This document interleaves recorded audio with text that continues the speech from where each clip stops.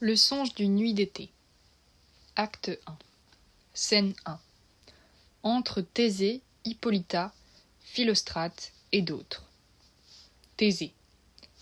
À présent, belle Hippolyta, notre heure nuptiale s'avance à grands pas. 4 jours heureux vont apporter une lune nouvelle. Mais oh, comme elle me semble lente à décroître cette ancienne lune! Elle retarde mes désirs comme une belle-mère ou une veuve fait s'étioler le revenu d'un jeune homme. Hippolyta. 4 jours seront vite engloutis dans la nuit. 4 nuits feront vite passer le temps en rêve. Et alors la lune, pareille à un arc d'argent nouvellement tendu dans le ciel, contemplera la nuit de nos festivités. Thésée. Va, Philostrate, excite la jeunesse d'Athènes à des divertissements, réveille l'esprit vif et alerte de la joie, renvoie la mélancolie aux funérailles. Cette campagne blafarde ne convient pas à notre fête. Sort Philostrate. Hippolyta, je t'ai courtisé avec mon épée et conquis ton amour en te faisant violence. Mais je veux t'épouser sur une autre musique, dans le faste, la liesse et les réjouissances. Entre Égée et sa fille Hermia avec Lysandre et Héléna avec Démétrius. Égée. Heureux soit Thésée, notre duc renommé. Thésée. Merci, ma bonne Égée. Quelle nouvelle de toi? Égée. Plein de dépit, je viens me plaindre de mon enfant, de ma fille Hermia. Avancez, Démétrius. Mon noble seigneur, cet homme a mon consentement pour l'épouser. Avancez, Lysandre. Mon gracieux duc, cet homme a ensorcelé le cœur de mon enfant. Toi, Lysandre, tu lui as offert des poèmes et tu as échangé des gages d'amour avec mon enfant. Tu as, au clair de lune, sous sa fenêtre chanté d'une voix douce des vers d'amour doucereux, et tu as séduit son imagination, avec des bracelets de tes cheveux, des bagues, babioles, fanfreluches, colifichets, bramborions, bouquets, friandises, messagers de grand ascendant sur la tendre jeunesse. Par la ruse, tu as chapardé le cœur de ma fille, changé l'obéissance, qui m'est due, en rudesse opiniâtre. Ainsi, mon gracieux duc, si elle ne veut pas ici devant votre grâce consentir à épouser Démétrius, je revendique l'ancien privilège d'Athènes. Puisqu'elle est mienne, je peux disposer d'elle pour la livrer soit à ce gentilhomme, soit à la mort, en accord avec notre loi qui ne prévoit aucun sursis en pareil cas. Thésée. Que dites-vous, Hermia? Réfléchissez, belle jeune fille, pour vous, votre père doit être comme un dieu. C'est lui qui a modelé votre beauté, oui, et pour lui vous n'êtes qu'une effigie de cire où il a marqué son empreinte. Et il est en son pouvoir d'en maintenir ou d'en détruire la forme. Démétrius est un digne gentilhomme. Hermia. Lysandre aussi. Thésée. En lui-même, oui, mais en l'occurrence, comme il n'a pas l'agrément de votre père, l'autre doit être considéré comme plus digne. Hermia. Je voudrais que mon père regarde avec mes yeux. Thésée. C'est plutôt à vos yeux de regarder avec son jugement. Hermia. Je supplie votre grâce de me pardonner. Je ne sais quelle puissance me rend téméraire, ni s'il convient à ma pudeur de plaider ici pour mes pensées en votre présence, mais j'implore votre grâce de me faire connaître ce qui peut m'arriver de pire si je refuse d'épouser Démétrius. Thésée. Soit d'être mis à mort, soit d'abjurer pour toujours la société des hommes. Aussi, belle Hermia, interrogez vos désirs, sondez votre jeunesse, examinez bien votre sang. Pourrez-vous, si vous ne cédez pas au choix de votre père, endurer la livrée d'une nonne, être à jamais recluse à l'ombre d'un cloître pour vivre en sœur stérile toute votre vie, psalmodiant de faibles hymnes à la froide lune inféconde? 3 fois bénie celle qui maîtrise assez leur sang pour supporter ce pèlerinage virginal.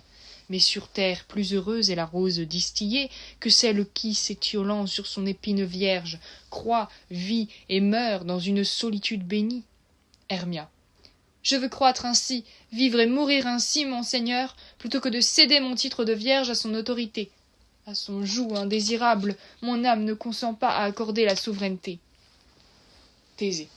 Prenez le temps de réfléchir, et le jour de la nouvelle lune, qui doit sceller entre mon amour et moi un contrat éternel de vie commune, ce jour-là, préparez-vous à mourir pour désobéissance à la volonté de votre père, ou bien à épouser Démétrius comme il le désire, ou sur l'autel de Diane à faire vœu à jamais d'austérité et de célibat.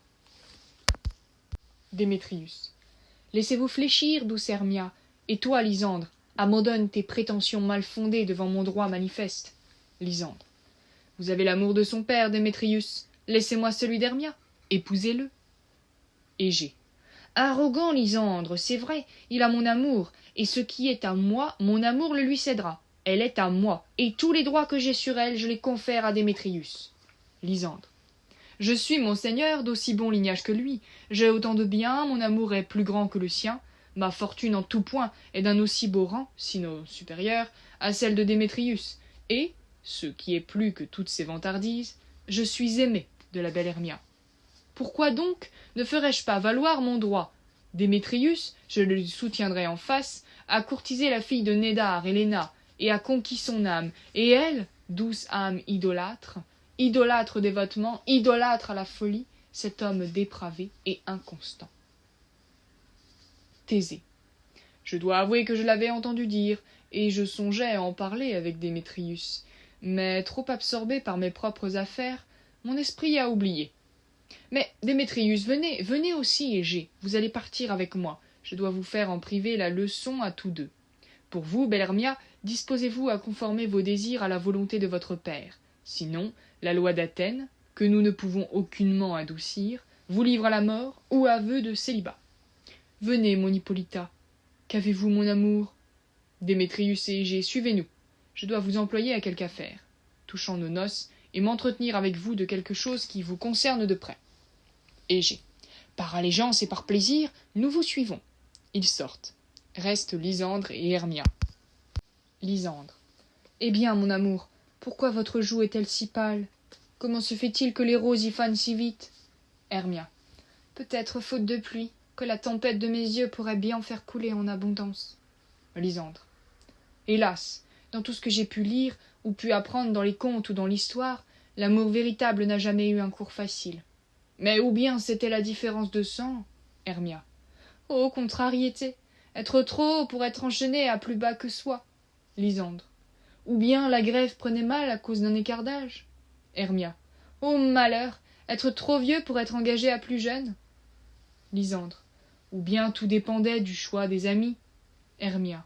Oh, enfer! Choisir l'amour par les yeux d'un autre. Lysandre.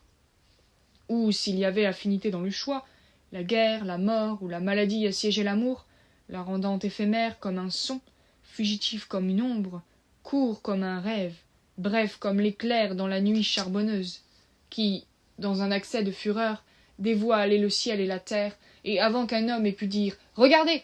les mâchoires des ténèbres le dévorent, si vite ce qui brille en arrive à sa ruine. Hermia. Alors, si les amants fidèles ont toujours été contrariés, ce doit être un arrêt de la destinée. Apprenez donc la patience à notre épreuve, puisque c'est une croix coutumière, aussi liée à l'amour que les pensées et les rêves et les soupirs, les souhaits et les larmes, pauvre cortège du désir. Lysandre. Sage conseil. Aussi écoute-moi, Hermia, j'ai une tante neuve, une douairière qui a de gros revenus, et elle n'a pas d'enfant. Sa maison est à 7 lieues d'Athènes, et elle me considère comme son fils unique. Là-bas, gentille Hermia, je pourrais t'épouser, et dans ce lieu, la dure loi d'Athènes ne peut pas nous poursuivre. Si tu m'aimes, alors échappe-toi de la maison de ton père demain soir, et dans le bois, à une lieue de la ville, où je t'ai rencontré une fois avec Héléna célébrant un matin de mai, je t'attendrai. Hermia. Mon bon Lysandre, je te jure par l'acte le plus puissant de Cupidon, par sa meilleure flèche à pointe d'or, par l'innocence des colombes de Vénus, par ce qui tisse les âmes et fait prospérer les amours, et par ce feu qui brûlait la reine de Carthage lorsqu'elle vit le perfide Troyen faire voile, par tous les serments qu'ont jamais rompus les hommes, plus nombreux que ceux qu'ont jamais prononcés les femmes, à cet endroit que tu m'as désigné, demain fidèlement je te retrouverai. Lysandre. Tiens ta promesse, amour. Regarde, voici venir Héléna. Entre Héléna. Hermia. Dieu garde la belle Héléna. Où allez-vous? Héléna. Vous m'appelez belle? Retirez ce mot belle. Démétrius aime votre beauté. Ô heureuse belle! Vos yeux sont des étoiles polaires, et la douce musique de votre langue est plus harmonieuse que l'alouette à l'oreille du berger, lorsque le blé est vert, lorsque les bourgeons d'aubépine apparaissent. La maladie est contagieuse. Oh! Si le charme l'était aussi, j'attraperais vos paroles, belle Hermia, avant d'être partie. Mon oreille attraperait votre voix, mon œil votre œil, ma langue attraperait la douce mélodie de votre langue. Si le monde était à moi, Démétrius excepté, le reste, je vous le donnerais, pour en être en vous transfiguré. Oh, Apprenez-moi comment vous regardez et avec quel art vous gouvernez les battements du cœur de Démétrius. Hermia. Je fronce les sourcils, pourtant il m'aime toujours. Héléna. Oh, si à mes sourires vos sourcils voulaient bien enseigner ce tour. Hermia. Je lui donne des malédictions, pourtant il me donne de l'amour. Héléna. Oh, si mes prières pouvaient éveiller la même affection. Hermia. Plus je le hais, plus il me poursuit. Héléna. Plus je l'aime, plus il me hait. Hermia. Sa folie, Héléna, n'est pas de ma faute. Héléna. C'est seulement celle de votre beauté. Que n'est-ce la faute de la mienne? Hermia. Courage, il ne verra plus mon visage. Lysandre et moi voulons fuir ce lieu. Avant le jour où j'ai vu Lysandre, Athènes me semblait un paradis. Oh, alors quel enchantement réside en mon amour pour qu'il ait changé un ciel en enfer. Lysandre. Héléna, à vous nous allons dévoiler nos pensées. Demain soir, lorsque Phébé contemplera son visage d'argent dans le miroir de l'eau, ornant d'une perle liquide les brins d'herbe, à cette heure qui a toujours caché la fuite des amants, par les portes d'Athènes, nous avons projeté de nous sauver. Hermia. Et dans le bois où souvent vous et moi avions coutume de nous étendre sur des lits de pâle prime vert, vidant nos cœurs de leurs doux secrets, là, mon Lysandre et moi devons nous retrouver, d'Athènes où nous détournerons nos yeux en quête de nouveaux amis et de la société d'inconnus. Adieu, douce compagne de jeu, prie pour nous, et que la chance bienveillante t'accorde ton Démétrius. Tiens parole, Lysandre, il faut priver nos yeux jusqu'à demain minuit du pain des amoureux. Sort Hermia. Lysandre. Je tiendrai parole, mon Hermia. Héléna, adieu. Que Démétrius vous idolâtre autant que vous l'idolâtrez. Sort Lysandre. Héléna. Comme certains sont plus heureux que d'autres. On pense dans Athènes que je suis aussi belle qu'elle. Mais qu'importe, Démétrius ne le pense pas. Il ne veut pas savoir ce que tous savent excepté lui.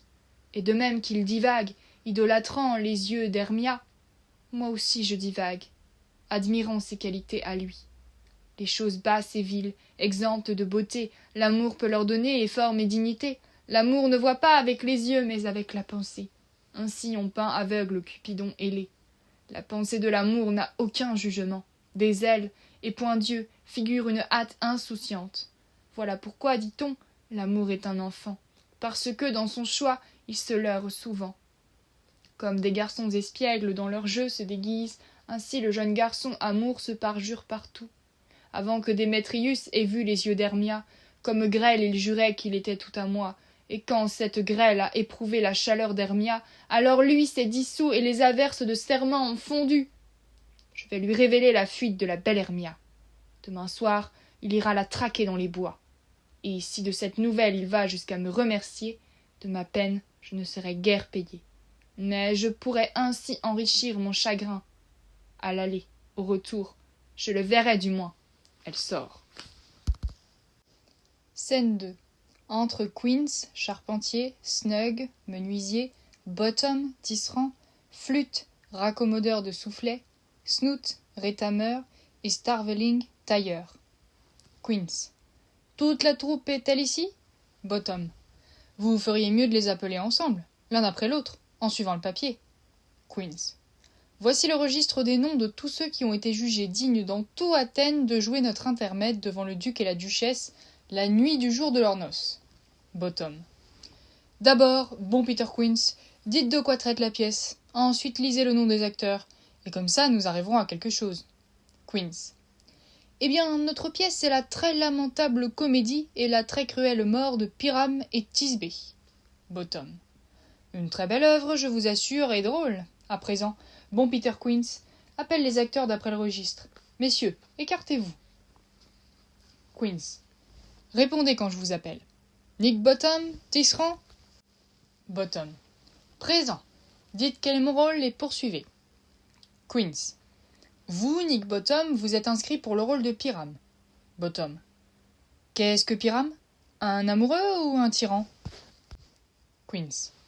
Un amoureux qui se tue fort vaillamment par amour. Bottom. Ça va demander des larmes pour bien jouer ça. Si je le fais, que le public prenne garde à ses yeux. Je vais soulever des orages, je vais gémir comme il faut. Voyons les autres. Pourtant, mon penchant, c'est surtout les tyrans. Je pourrais jouer Hercule, fameusement, ou un rôle à beugler, à brailler, à tout faire éclater. Les fracassants rocs et frissonnants chocs briseront d'un bloc les portes des prisons, et de Phoebus le char au loin brillera, fera et défera les destins sans raison. Ça, c'était du sublime. À présent, nommez le reste des acteurs. Ça, c'est la veine d'Hercule, la veine d'un tyran. Un amoureux est plus plaintif. Queens. Francis flûte. Raccommodeur de soufflet. Flûte. Je suis là, Peter Queens. Queens. Flûte. Vous devez prendre sur vous le rôle de Thisbé. Flûte. Qu'est-ce que Thisbé? Un chevalier errant? Queens. C'est la dame que doit aimer Pyrame. Flûte. Non, vraiment, ne me faites pas jouer une femme. J'ai la barbe qui me vient. Queens. C'est égal. Vous jouerez avec un masque et vous prendrez une voix aussi petite que vous voulez. Bottom. Si je peux cacher mon visage, laissez-moi aussi jouer Thisbé. Je prendrai une voix monstrueusement petite. Disney, Disney. Ah, Pyrame, mon amant chéri, ta Thisbé chérie et ta dame chérie. Queens. Non, vous devez jouer Pyrame, et flûte vous Thisbé. Bottom. Bon, continuez. Queens. Romain Starveling, tailleur. Starveling. Je suis là, Peter Queens. Queens. Robin Starveling, vous devez jouer la mère de Thisbé. Tom Snoot, Rétamer. Snoot.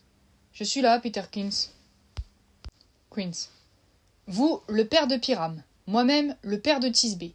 Snug, menuisier, vous, le rôle du lion. Et voilà, j'espère une pièce bien distribuée. Snug. Avez-vous le rôle du lion par écrit? Je vous en prie, si vous l'avez, donnez-le-moi, car je suis lent à apprendre. Queens. Vous pouvez le faire en improvisation, car il n'y a que des rugissements. Bottom. Oh, laissez-moi jouer le lion aussi, je rugirai si bien que ça réchauffera le cœur de tout le monde de m'entendre. Je rugirai si bien que je ferai dire au duc « Qu'il rugisse encore, qu'il rugisse encore !» Queens. Et si vous le faisiez d'une façon trop terrifiante, vous iriez effrayer la duchesse et les dames, qui se mettraient à crier, et ce serait assez pour nous faire pendre tous. Tous.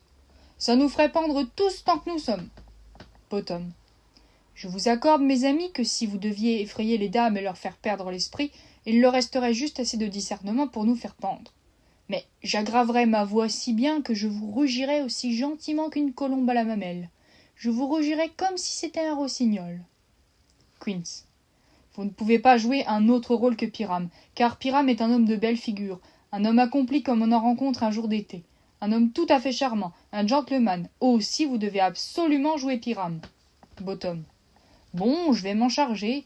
Quelle barbe m'ira le mieux pour jouer ça? Queens. Ma foi, celle que vous voulez. Bottom. Je vais interpréter ça soit avec une barbe couleur paille, ou une barbe orange foncé, ou une barbe vermillon, ou une barbe couleur d'écu français, un très joli jaune. Queens. Il y a des écus français qui n'ont pas de poils du tout. Alors, vous jouerez le visage glabre. Mais, messieurs, voici vos rôles, et je dois vous supplier, vous demander et vous prier de les apprendre par cœur pour demain soir. Rendez-vous au bois du Palais, à 1 mille en dehors de la ville, au clair de lune. C'est là que nous allons répéter, car si nous nous donnons rendez-vous en ville, nous serons traqués par les gens et nos idées seront découvertes. Dans l'intervalle, je vais établir une liste des accessoires qu'exige notre pièce. Je vous en prie, ne me faites pas faux bond. Bottom. Nous serons au rendez-vous, et là nous pourrons répéter avec beaucoup d'obscénité et de courage. Faites des efforts, sachez tout par cœur, adieu. Queens. Rendez-vous aux chênes du duc. Bottom. Suffit. Tenez parole, ou bien honte à vous. Ils sortent. Acte 2. Scène 1. Entre par une porte une fée, et par l'autre Robin bon garçon. Puck. Robin. Eh bien, esprit, où allez-vous? La fée. Par collines et par vallons, traversant ronces et buissons, par les parcs et les enclos, traversant flammes et flots, je vagabonde partout sur la terre, plus rapide que la lune en sa sphère, je serre la reine des fées, pour humecter de rosée les cercles qu'elle a tracés. Les primes verts sont gardes du corps, voyez ces taches sur leurs habits d'or, ce sont rubis, cadeaux des fées, dans ces taches de rousseur réside et vit leur senteur. Je dois cueillir ici des gouttes de rosée, à chaque prime vert une perle accrochée. Adieu, esprit rusteau, il me faut m'en aller. Notre reine et tous ses elfes vont arriver. Robin. Le roi vient ici se divertir cette nuit. Prends garde que la reine ne se montre à sa vue, car Oberon est extrêmement violent et courroucé parce qu'elle a dans son cortège un petit garçon charmant dérobé à un roi indien. Jamais elle n'eut plus délicieux enfant volé. Et le jaloux Oberon voudrait faire de l'enfant un chevalier de son escorte pour parcourir les forêts sauvages. Mais elle retient de force ce petit garçon qu'elle aime. La couronne de fleurs en fait toute sa joie.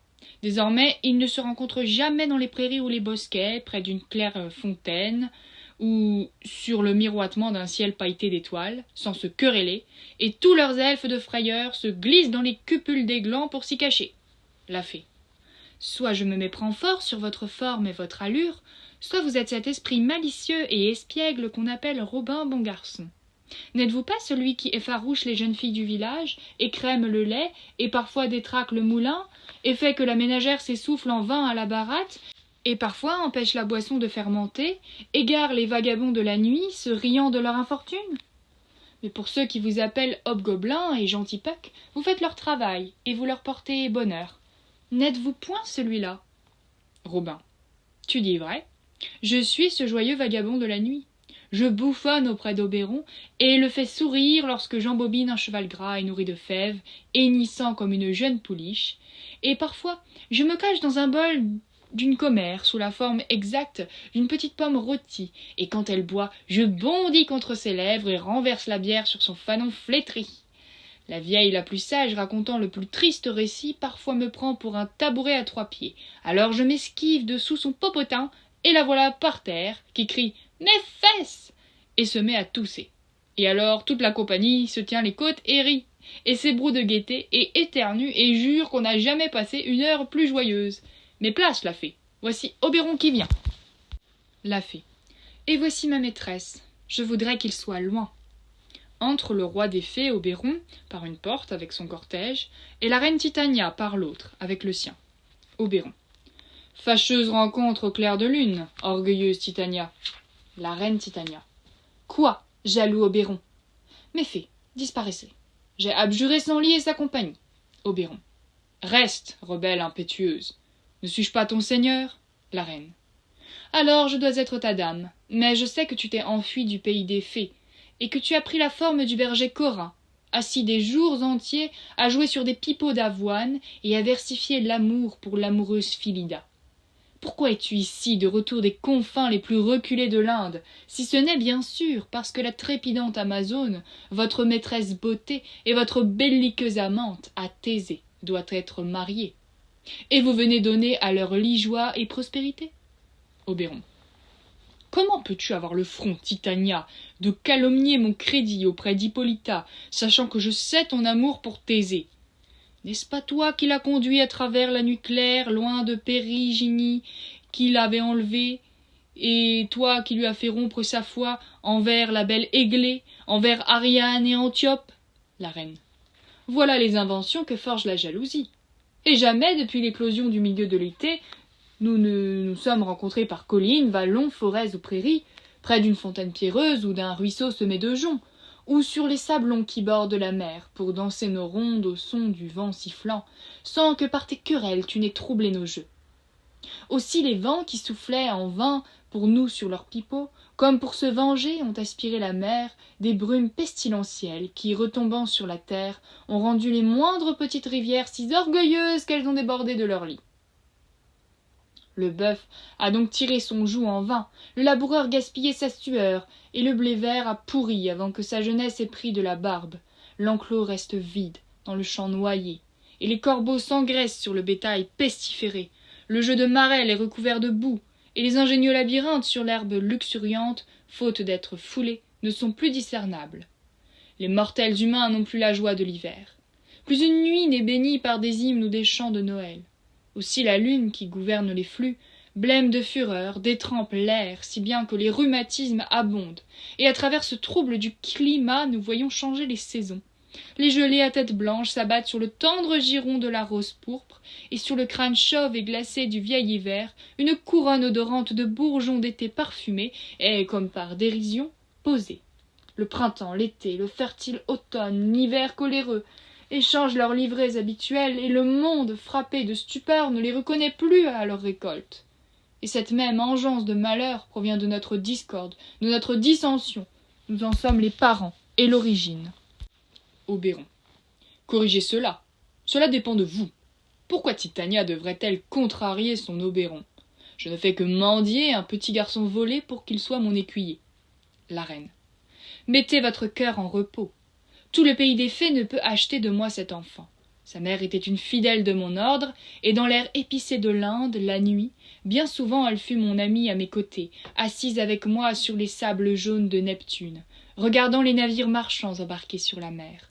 Et nous avons ri de voir enfler leurs voiles, leurs gros ventres arrondis par le vent luxurieux. Et elle, les singeant de sa jolie démarche ondulante, son ventre déjà lourd de mon jeune écuyer, les imitait. Elle faisait voile sur la terre pour aller me chercher de petits cadeaux, et revenait comme d'une traversée riche de marchandises. Mais elle était mortelle, et de ce petit garçon elle est morte. Et par amour pour elle, j'élève son petit garçon, et, par amour pour elle, je ne m'en séparerai pas. Oberon. Combien de temps dans ce bois avez-vous l'intention de rester? La reine. Peut-être jusqu'au lendemain des noces de Thésée. Si vous voulez patiemment danser dans notre ronde et voir nos fêtes au clair de lune, venez avec nous. Sinon, fuyez, et j'éviterai vos repères. Oberon. Donne-moi ce garçon, et j'irai avec toi. La reine. Non, pas pour tout ton royaume féerique. Mais fées, partons. Si je reste plus longtemps, nous nous fâcherons pour de bon. Sortent la reine et son escorte. Oberon.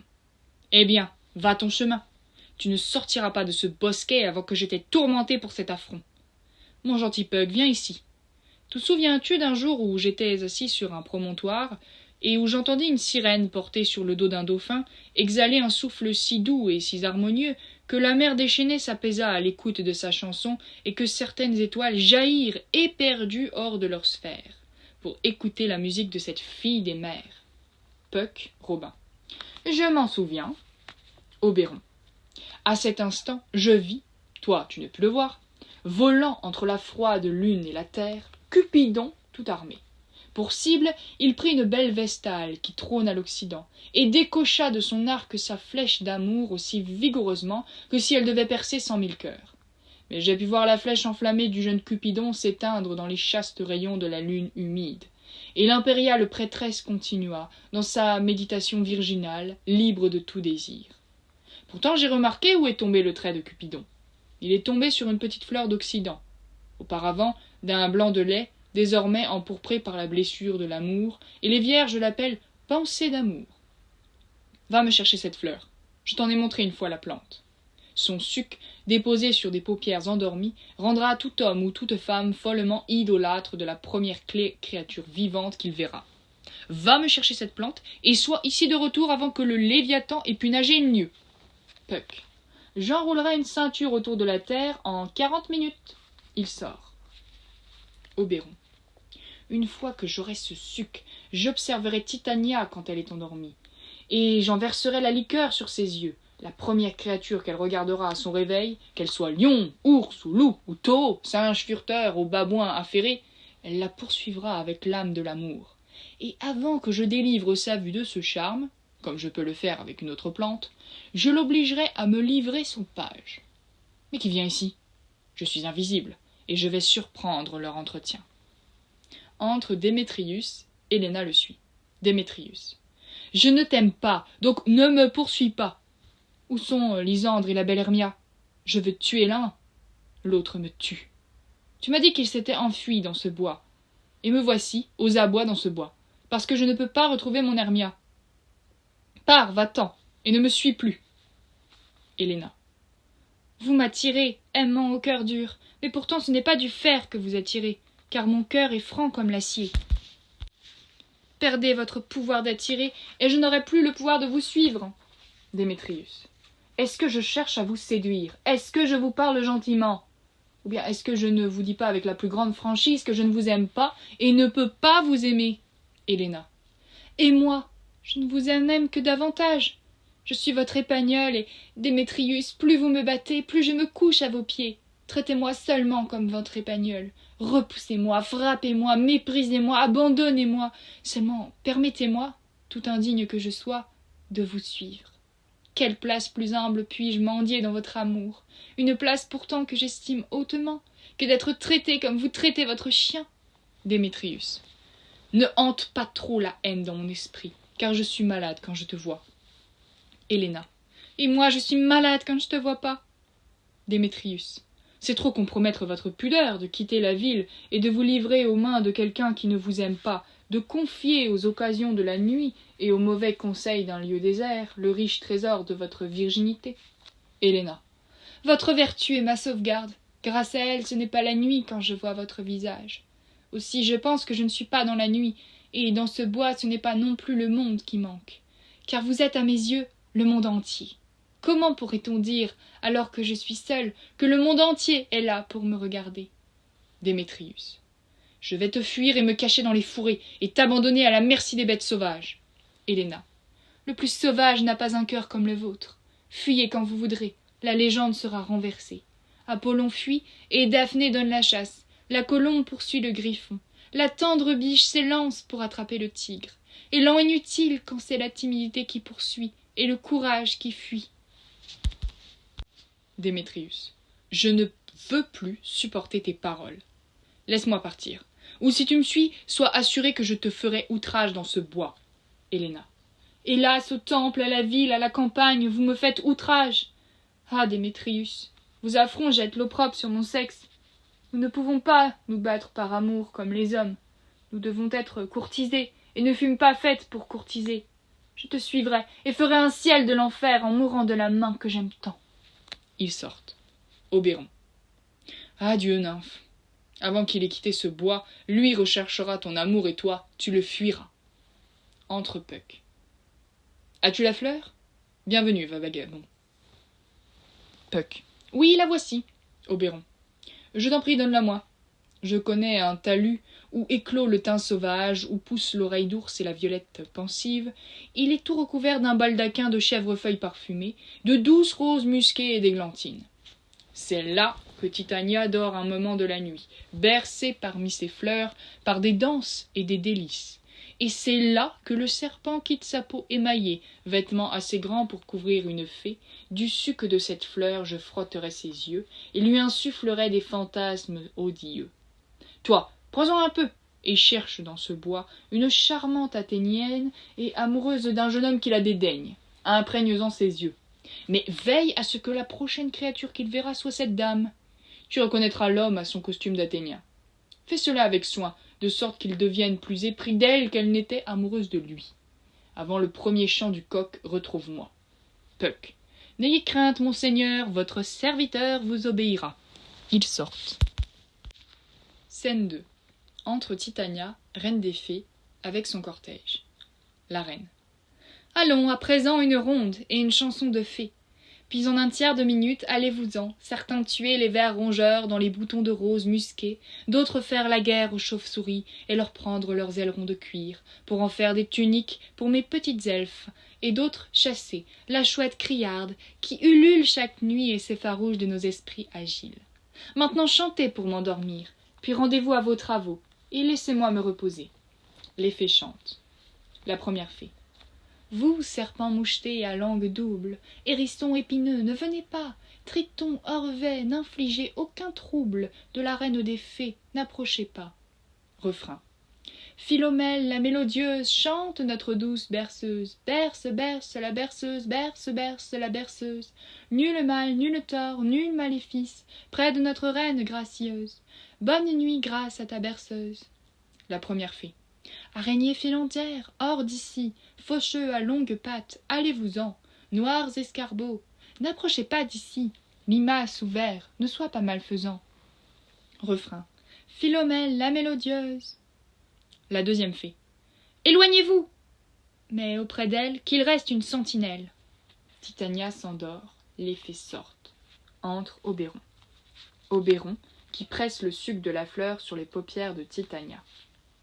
Ce qu'à ton réveil tu verras, pour amour vrai tu le prendras, pour lui d'amour tu languiras. Lynx, chat, ours, guépard tacheté, sanglier au poil hérissé, ce qui paraîtra à tes yeux, à ton réveil sera précieux, même quelque monstre affreux. Il sort. Entre Lysandre et Hermia. Lysandre. Bel amour, vous êtes épuisé d'errer dans ce bois, et à vrai dire, je ne trouve plus notre chemin. Reposons-nous, Hermia, si vous le trouvez bon, et attendons le réconfort du jour. Hermia. Soit, Lysandre, trouvez-vous un lit, moi je reposerai ma tête sur ce talus. Lysandre. Un même gazon nous servira d'oreiller à tous deux. Un seul cœur, un seul lit, deux âmes, une seule foi. Hermia. Non, don Lysandre, pour l'amour de moi, mon chéri, étendez-vous plus loin, ne vous couchez pas si près. Lysandre. Oh, ma douce, comprenez bien le sens de mon innocence. Quand parle des amoureux, c'est à l'amour d'interpréter le sens. Je veux dire que mon cœur au vôtre est si bien lié que tous deux ne font qu'un seul cœur, deux âmes enchaînées par un serment, ainsi deux âmes et une seule foi. Aussi, ne me refusez pas un lit à vos côtés. En me serrant près de vous, Hermia, je ne romps pas mon serment. Hermia. Lysandre joue sur les mots fort joliment. Maudites soient mes manières et ma fierté, si Hermia voulait dire que Lysandre rompait son serment. Mais, tendre ami, par amour et par courtoisie, étendez-vous plus loin, par pudeur. Une certaine distance doit séparer un jeune homme vertueux et une jeune fille. Restez donc à l'écart, et bonne nuit, tendre ami, que ton amour ne change pas avant la fin de ta tendre vie. Lysandre. Amen. Je dis amen à cette belle prière, et que ma vie finisse quand finira ma fidélité. Voici mon lit, que le sommeil t'accorde tout ton repos. Hermia. Que la moitié de ce souhait ferme les yeux de celui qui l'a exprimé. Ils s'endorment. Entre Puck. Puck. J'ai couru toute la forêt, mais d'Athénien n'ai pu trouver. Sur les yeux de qui éprouver la vertu amoureuse de cette fleur. Nuit et silence. Qui est là? Il porte le costume d'Athènes. C'est lui dont mon maître a dit qu'il méprisait la jeune Athénienne. Et ici la jeune fille, profondément endormie, sur la terre humide et sale. Jolie créature, elle n'a pas osé se coucher auprès de ce sans-amour, de ce bourreau de la courtoisie. Rustre, sur tes yeux je répands ce sortilège tout-puissant. Puisse l'amour, à ton réveil, chasser de tes yeux le sommeil. Éveille-toi quand je serai loin, car, Obéron, je te rejoins. Il sort. Entre Démétrius et Héléna, qui lui court après. Héléna. Arrête, même pour me tuer, cher Démétrius. Démétrius. Je te l'ordonne, va-t'en et ne me harcèle plus de la sorte. Héléna. Oh, veux-tu m'abandonner dans le noir? Ne fais pas cela. Démétrius. Reste, à tes risques et périls. Moi, je veux partir seul. Sort Démétrius. Héléna.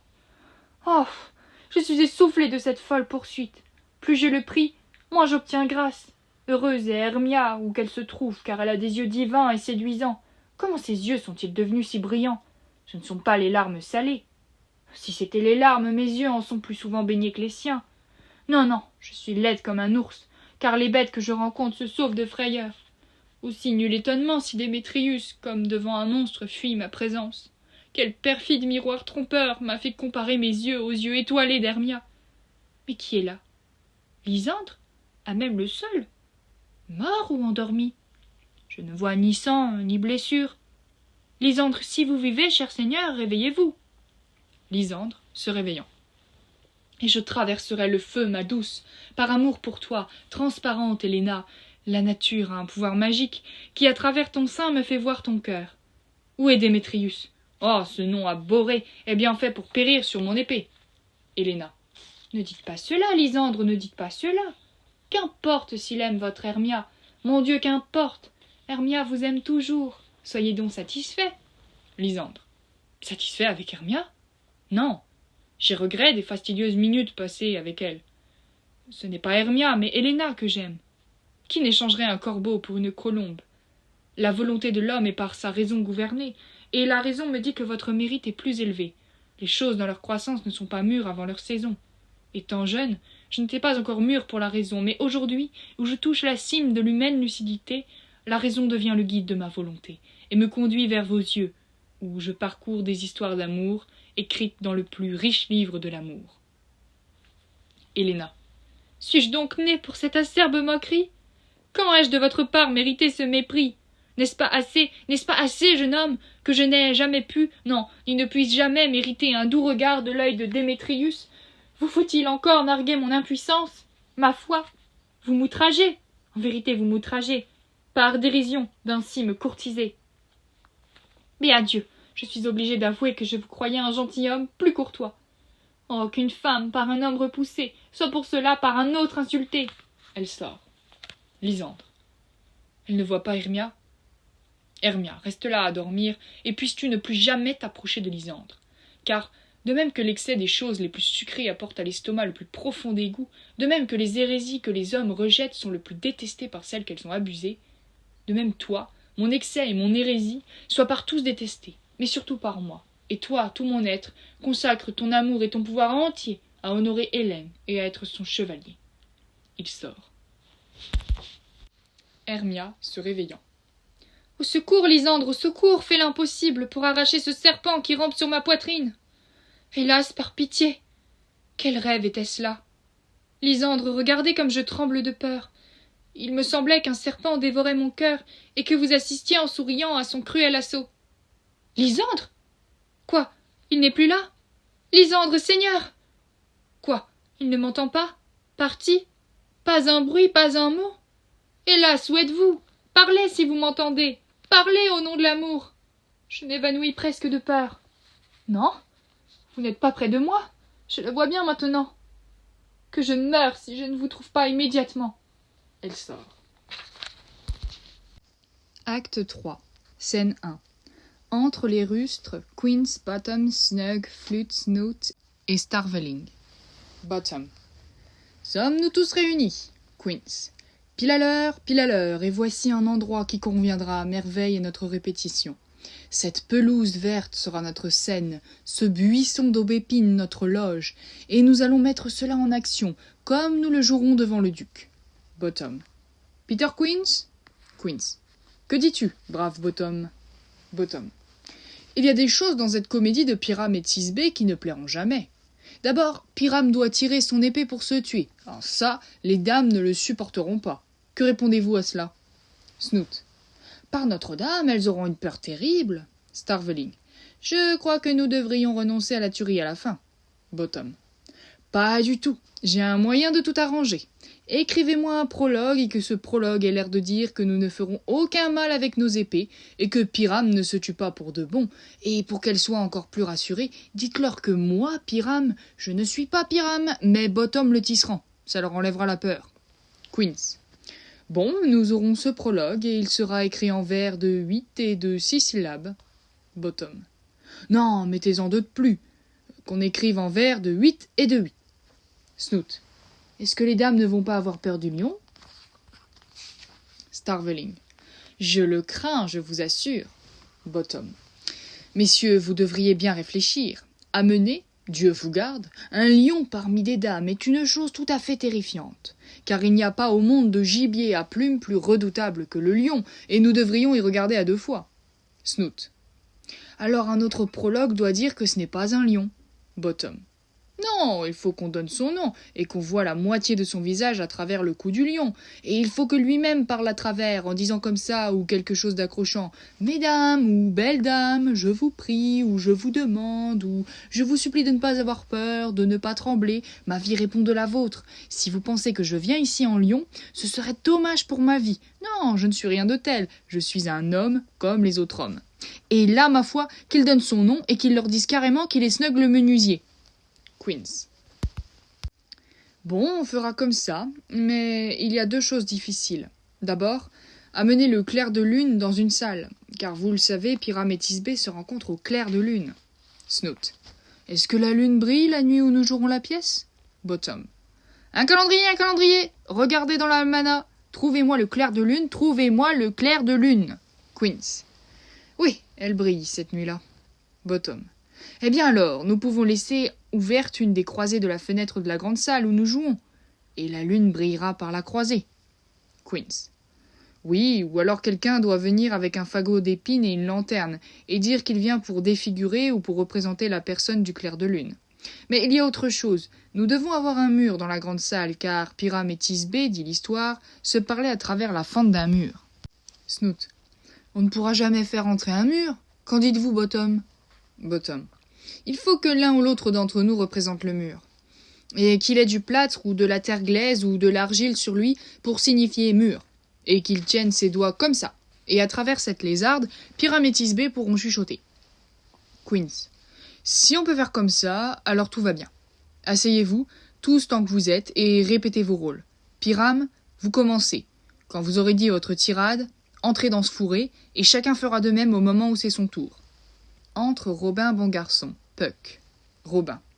Quel rustique rusto avons-nous ici qui fanfaronne si près du berceau de la reine des fées? Quoi? Une pièce se prépare? Ah, je serai spectateur, peut-être aussi acteur si j'en vois l'occasion. Queens. Parlez, Pyram. Thisbé, avancez. Pyram, Bottom. Thisbé, les fleurs aux suaves senteurs odieuses. Queens. Odieuses? Odorantes. Pyram. Ô suaves senteurs odorantes, comme ton souffle, ma chère Thisbé chérie, m'écoute une voix, reste ici un moment, et bientôt près de toi je serai de retour. Il sort. Puck. Le plus étrange Pyram qu'on ait vu sur une scène. Il sort. Thisbé, flûte. Est-ce à moi de parler maintenant? Queens. Oui, pardi, c'est à vous, car vous devez comprendre qu'il ne sort que pour voir un bruit qu'il a entendu, et qu'il va revenir. Thisbé. Très radieux Pyram, au teint blanc comme lys, comme la rose rouge sur le noble églantier, alerte jouvenceau et damoiseau exquis, loyal comme un cheval jamais exténué, je te rejoins Pyram au tombeau de Nini. Queens. Au tombeau de Ninus, l'ami. Mais vous ne devez pas dire ça encore, ça c'est ce que vous répondez à Pyram. Vous débitez tout votre rôle à la fois, toutes vos répliques d'affilée. Pyram, entrez. Votre réplique est passée, c'est jamais exténué. Thisbé. Oh, loyal comme un cheval jamais exténué. Entre Pyram, Bottom, qui porte une tête d'âne. Robin bon garçon le suit. Pyram. Si j'étais beau, Thisbé, je ne serais qu'à toi. Queens. Oh, monstrueux! Oh, étrange! Nous sommes ensorcelés! Prions, messieurs! Fuyons, messieurs, au secours! Sortent Queens, Snug, Flûte, Snoot et Starveling. Robin, Puck. Vous danserez en rond, je vous donne la chasse, à travers fourrés, marais, ronces, buissons. Je serai tour à tour cheval ou chien de chasse, tour à tour feu ardent, ours sans tête ou cochon, hennissant, aboyant, grognant, grondant, brûlant, comme cheval, chien, ours, cochon ou feu ardent. Il sort. Bottom. Pourquoi se sauve-t-il? C'est une de leurs friponneries pour me faire peur. Entre Snoot. Snoot. Oh, Bottom, tu es métamorphosé. Qu'est-ce que je vois sur toi? Bottom. Ce que vous voyez? Vous voyez une tête d'âne? La vôtre? Sort Snoot. Entre Queens. Queens. Dieu te bénisse, Bottom, Dieu te bénisse. Tu es transfiguré. Il sort. Bottom. Je vois leur friponnerie. Ils veulent me faire tourner en bourrique pour m'effrayer. Si possible. Mais je ne bougerai pas d'ici. Quoi qu'ils puissent faire. Je vais marcher ici de long en large et je chanterai pour qu'ils entendent bien que je n'ai pas peur. Le merle si noir de couleur, avec son bec fauve orangé, la grive au gosier enchanteur, le roitelet au chant fluet. Titania, s'éveillant. Quel ange me réveille sur mon lit de fleurs? Bottom. Le moineau, l'alouette et le pinson, le coucou gris et son plein chant, dont plus d'un homme écoute la chanson, que par pudeur nul ne dément. Car en vérité, qui voudrait gaspiller son esprit à répondre à un oiseau aussi stupide? Qui voudrait donner le démenti à cet oiseau, même s'il criait « Cocu, as-tu tête ?» Titania. Je t'en prie, tendre mortel, chante encore.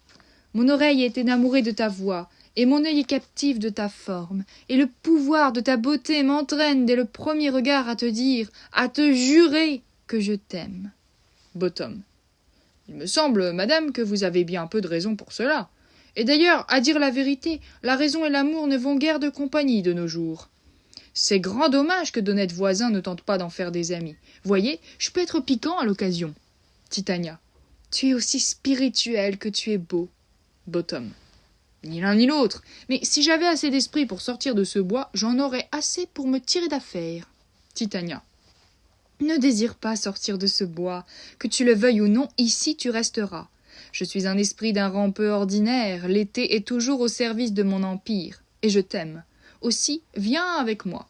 Je te donnerai des fées pour te servir, et elles iront te chercher des joyaux au sein des profondeurs, et chanteront lorsque tu dormiras sur une couche de fleurs. Et moi, je purgerai si bien ta grossièreté de mortel que tu pourras aller comme un esprit de l'air. Fleurs des pois, toile d'araignée, phalène et graines de moutarde. Entre 4 fées. Fleurs des pois. Me voici. Toile d'araignée. Me voici. Phalène. Me voici. Graines de moutarde. Me voici. Toutes. Où devons-nous aller? Titania. Soyez aimable et courtois envers ce gentilhomme, sautillez dans ses promenades et gambadez devant ses yeux. Nourrissez-le d'abricots et de groseilles, de raisins pourpres, de figues vertes et de mûres. Dérobez au bourdon leurs sacs de miel et moissonnez leurs cuisses de cire qui vous serviront de flambeaux, que vous allumerez aux yeux de feu des vers luisants, pour le coucher et le lever de mon amour, et arrachez leurs ailes aux papillons diaprés, pour écarter les rayons de la lune de ses yeux ensommeillés. Inclinez-vous devant lui, mes elfes, et présentez-lui vos hommages. Fleur des pois. Salut, mortel. Toile d'araignée. Salut. Phalène. Salut. Graine de moutarde. Salut.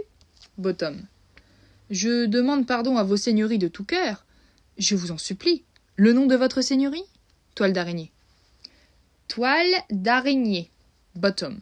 Je serais heureux de faire plus ample connaissance avec vous, cher monsieur Toile d'araignée. Si je me coupe le doigt, je prendrai la liberté de faire appel à vous. Votre nom, honnête gentilhomme?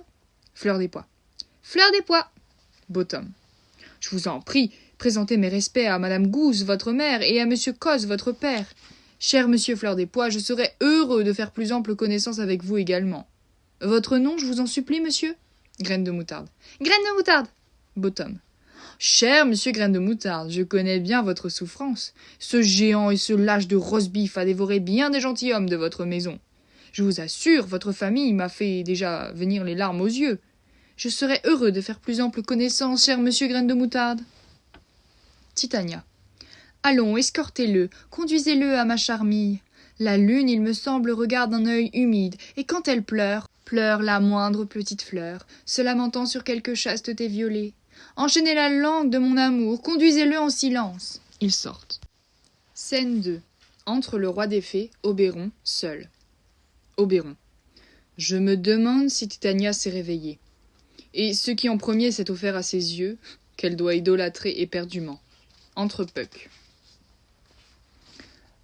Voici venir mon messager. Eh bien, fol esprit, quel désordre nocturne dans ce bosquet hanté. Puck, Robin. Ma maîtresse est amoureuse d'un monstre. Tout près de sa charmille solitaire et sacrée, à son heure engourdie et somnolente, une équipe de lourdeaux, de frustres artisans qui travaillent pour gagner leur pain dans les échoppes d'Athènes, s'était réunie pour répéter une pièce, prévue pour le jour nuptial du grand Thésée.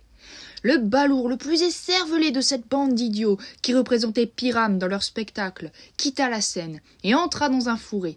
Je profitai alors de l'occasion, je plantai sur sa tête une caboche d'âne. Bientôt, lorsqu'il doit donner la réplique à sa Thisbé, mon pitre s'avance. Lorsqu'ils l'aperçoivent, comme des oies sauvages qui voient ramper l'oiseleur, ou comme des corneilles à tête grise en vol groupé, s'élevant et croissant au bruit d'un coup de feu, se dispersent et balaient follement le ciel. Ainsi, à sa vue, ses camarades s'enfuient. Nous tapons du pied, ils dégringolent les uns sur les autres. L'un crie au meurtre et appelle Athènes au secours. Leur raison si faible, égarée par leur frayeur si forte, fait que les choses inanimées se mettent à leur faire du tort. Les ronces et les épines agrippent leurs habits, certains perdent des manches, d'autres des chapeaux, tout agresse les peureux. Je les ai emmenés dans cette frayeur folle, laissant là le cher Pyrame transfiguré, lorsqu'à ce moment, comme par hasard, Titania s'éveilla et aussitôt aima un âne. Oberon. Cela tombe encore mieux que je ne pouvais l'imaginer. Mais as-tu humecté les yeux de l'Athénien avec le suc d'amour, comme je t'ai ordonné de le faire? Robin, Puck. Je l'ai surpris endormi. Voilà également une affaire réglée. Et l'Athénienne était à côté de lui, de sorte qu'à son réveil, il n'a pu manquer de la voir. Entre Démétrius et Hermia. Oberon. Mettons-nous à l'écart, voici l'Athénien. Robin, Puck. C'est bien la femme, mais ce n'est pas l'homme. Il reste à l'écart. Démétrius. Ah, pourquoi repoussez-vous celui qui vous aime tant? Gardez des paroles aussi cruelles pour votre cruel ennemi. Hermia. Pour l'instant, je ne fais que quereller, mais je devrais te traiter plus mal. Car j'en ai peur, tu m'as donné sujet de t'injurier. Si tu as tué Lysandre dans son sommeil, baignant jusqu'aux chevilles dans le sang, plonge dans l'abîme, et tue-moi également. Le soleil n'était pas aussi fidèle au jour que lui envers moi. Se serait-il enfui loin d'Hermia endormi? Je croirais plutôt que la terre compacte peut être percée de part en part, et que la lune peut en traverser le centre, assombrir et affliger en plein midi son frère le soleil aux antipodes. Il ne peut en être autrement si tu l'as assassiné. C'est bien celui d'un assassin, cet air si criminel, si lugubre. Démétrius. c'est bien celui d'un assassiné. Et c'est ce que je suis, le cœur transpercé par votre cruauté implacable. Mais vous, l'assassine, vous paraissez aussi brillante, aussi pure que Vénus là-haut dans sa sphère lumineuse. Hermia. Et quel rapport avec mon Lysandre? Où est-il? Ah, bon Démétrius, vas-tu me le donner? Démétrius. Je donnerais plutôt sa carcasse à mes limiers. Hermia. Va-t'en, chien! Va-t'en, Roquet! Tu me fais franchir les bornes de la patience virginale. Tu l'as donc tué? Désormais qu'on ne te compte plus parmi les hommes. Oh, dis la vérité une bonne fois, dis la vérité, fût-ce par amour pour moi. Aurais-tu osé le regarder en face éveillée? Et l'as-tu tué endormi? Oh, courageux exploit! Un serpent, une vipère, ne pourrait-il en faire autant? Une vipère l'a fait. Car avec une langue plus double que la tienne, toi, serpent, jamais vipère ne piqua. Démétrius. Vous dépensez votre fureur sur une méprise. Je ne suis pas coupable d'avoir versé le sang de Lysandre, et il n'est pas mort pour autant que je sache. Hermia. Je t'en prie, dis-moi alors qu'il va bien. Démétrius. Et si je le pouvais, qui gagnerais-je? Hermia. Un privilège, ne plus jamais me revoir. Ainsi je me sépare de ta présence haïe. Ne me revois plus, que lui soit mort ou non. Elle sort. Démétrius. Inutile de la poursuivre dans cette humeur farouche. Ainsi donc je resterai ici un moment. La lourdeur du chagrin s'alourdit de la dette que le sommeil en faillite ne lui a pas réglée. Maintenant il va me payer un petit acompte, si j'attends ici son offre. Il s'allonge. Oberon. Qu'as-tu fait? Tu t'es trompé tout à fait. Tu as déposé le suc d'amour sur la vue d'un amour vrai. De ta méprise doit s'ensuivre un amour vrai que tu as changé, et non un faux changé en vrai. Robin. C'est le destin qui a décidé. Pour un homme qui tient sa parole, 1 million l'a trahi, brisant serment sur serment. Oberon. Va à travers ce bois, plus rapide que le vent, et cherche à retrouver Héléna d'Athènes. Elle a le mal d'amour et le teint pâle, car les soupirs d'amour coûtent cher au jeune sang. Trouve quelque illusion pour l'amener ici. Avant qu'elle ne paraisse, je charmerai les yeux de celui-ci. Robin. Je pars, regarde comme je pars, plus vite que la flèche de l'arc du Tartare. Il sort. Oberon. Presse le suc de la fleur sur les paupières de Démétrius.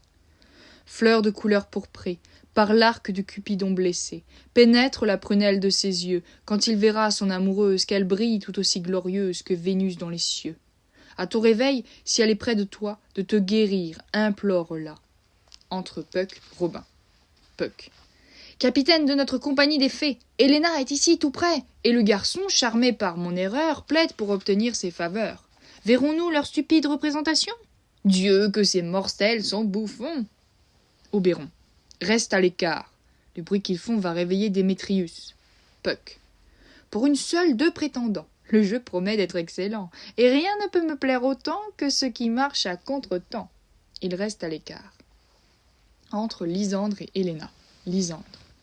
Pourquoi pensez-vous que je vous courtise par mépris? Mépris et dérision ne s'expriment jamais par des larmes. Regardez, quand je vous jure mon amour, je pleure, et quand des serments naissent ainsi, leur vérité paraît dans leur naissance même. Comment ces choses en moi peuvent-elles vous sembler du mépris quand elles portent l'insigne de la bonne foi qui prouve leur vérité? Héléna. Vous poussez de plus en plus loin votre perfidie. Quand la vérité tue la vérité, c'est une guerre à la fois diabolique et sacrée. Ces protestations d'amour sont pour Hermia. Vous voulez la quitter? Pesez un serment avec un autre serment, il ne pèse plus rien. Vos protestations d'amour pour elle et pour moi, sur une balance placée, seront d'un poids égal, toutes deux aussi légères que rumeurs mal fondées. Lysandre. Je n'avais pas de jugement lorsque je lui jurais mon amour. Héléna. Pas plus, à mon sens, qu'en ce moment où vous la quittez. Lysandre. Démétrius l'aime, et il ne vous aime pas. Démétrius, s'éveillant. Oh, Hélène, déesse, nymphe, parfaite, divine, à quoi mon amour vais-je comparer tes yeux? Le cristal même est boueux. Oh, comme elles paraissent mûres, tes lèvres, ces cerises mûres pour le baiser, comme elles sont tentantes. Le blanc pur de la neige glacée des cimes du Taurus, balayé par le vent de l'Est, tourne au noir corbeau quand tu lèves ta main. Oh, laisse-moi embrasser cette souveraine du blanc, pour qui scellera ma félicité. Héléna. Oh, honte, oh, enfer, je vois que vous êtes tous décidés à vous en prendre à moi pour vous divertir. Si vous étiez honnête et connaissiez la courtoisie, vous ne me feriez pas un tel affront. Ne pouvez-vous me haïr comme je sais que vous le faites sans unir vos âmes pour vous moquer de moi? Si vous étiez des hommes, comme vous le paraissez, vous ne traiteriez pas ainsi une noble et douce dame, me faire des serments, me jurer votre amour, et célébrer mes attraits quand je suis sûre que tout votre cœur vous me haïssez. Vous êtes tous deux rivaux, car vous aimez Hermia, et vous voici rivaux pour railler Héléna. Oh, magnifique exploit, entreprise virile, de faire surgir les larmes dans les yeux d'une pauvre fille par votre dérision. Aucun être noble ne voudrait ainsi offenser une vierge et imposer pareille souffrance à une pauvre créature dans le seul but de vous amuser. Lysandre. Vous êtes cruel, Démétrius, ne le soyez pas, car vous aimez Hermia, cela vous savez que je le sais. Et ici, de mon plein gré, de tout mon cœur, dans l'amour d'Hermia, je vous cède ma part. Léguez-moi la vôtre dans celui d'Héléna, que j'aime et que j'aimerai jusqu'à ma mort. Héléna. Jamais railleur n'ont gaspillé tant de vaines paroles. Démétrius. Lysandre, garde ton Hermia, je n'en veux plus. Si je l'aimais jadis, tout cet amour n'est plus. Mon cœur ne fut chez elle qu'un hôte de passage, et le voilà de retour chez lui, chez Héléna, pour y rester. Lysandre. Hélène, ce n'est pas vrai. Démétrius. Ne dénigre pas la fidélité que tu ne connais pas, de peur qu'à tes dépens tu ne le paies cher. Tiens, voici ton amour qui vient, c'est elle qui t'est chère. Entre Hermia. Hermia. La sombre nuit qui enlève à l'œil son pouvoir rend l'oreille plus prompte à percevoir, et tout ce qu'elle fait perdre au sens de la vue, doublement à l'ouïe elle le restitue. Ce n'est pas mon œil, Lysandre, qui t'a trouvé. Mon oreille, je l'en remercie, vers ta voix m'a guidée. Mais pourquoi cruellement m'as-tu quitté ainsi? Lysandre. Pourquoi resterait-il celui que l'amour presse de partir? Hermia. Quel amour pouvait presser Lysandre de me quitter? Lysandre. L'amour de Lysandre qui ne lui permettait pas de rester. La belle Héléna qui rend la nuit plus dorée que tous ces orbes de feu et ces yeux de lumière là-haut. Pourquoi me cherches-tu? Ne sais-tu pas encore que c'est la haine que je te porte et qui m'a fait te quitter? Hermia.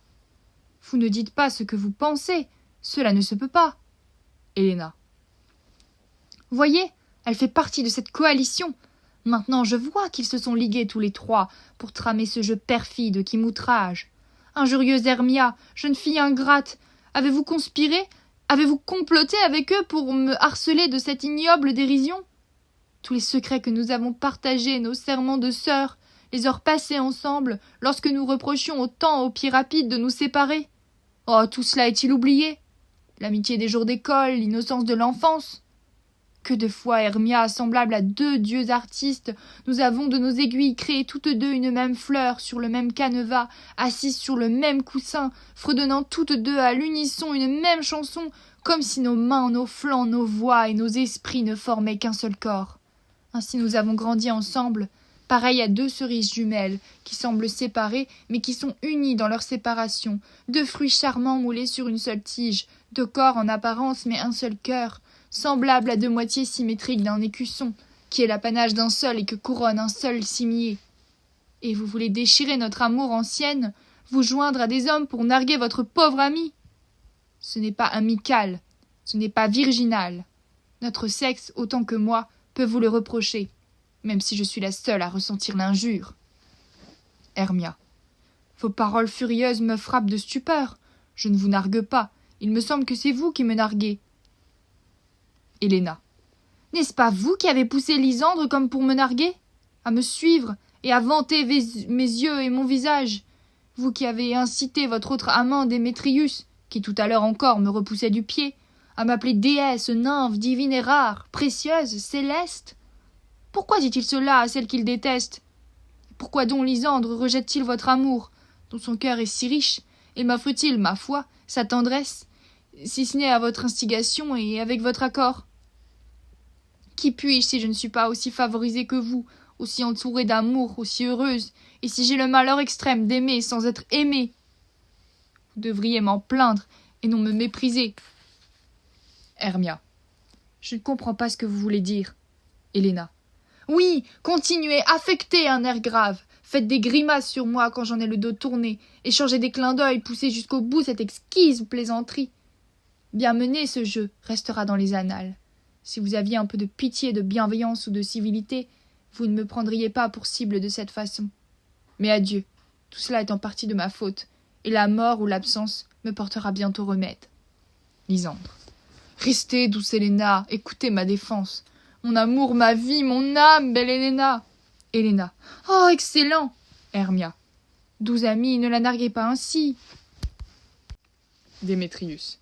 Si elle ne peut vous fléchir, moi, je peux vous contraindre. Lysandre. Tu ne peux pas plus me contraindre qu'elle ne peut me fléchir. Tes menaces n'ont pas plus de force que ces faibles prières. Hélène, je t'aime. Sur ma vie, je t'aime.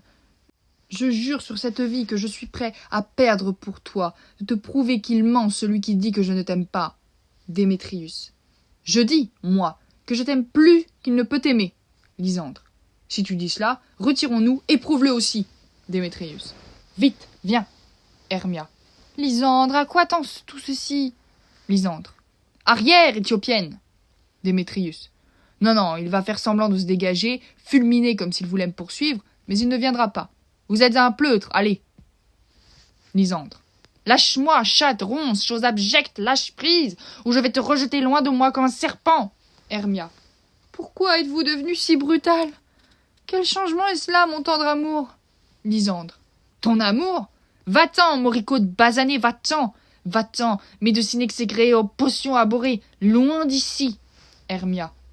Vous plaisantez, n'est-ce pas? Héléna. Oui, sans doute, et vous aussi.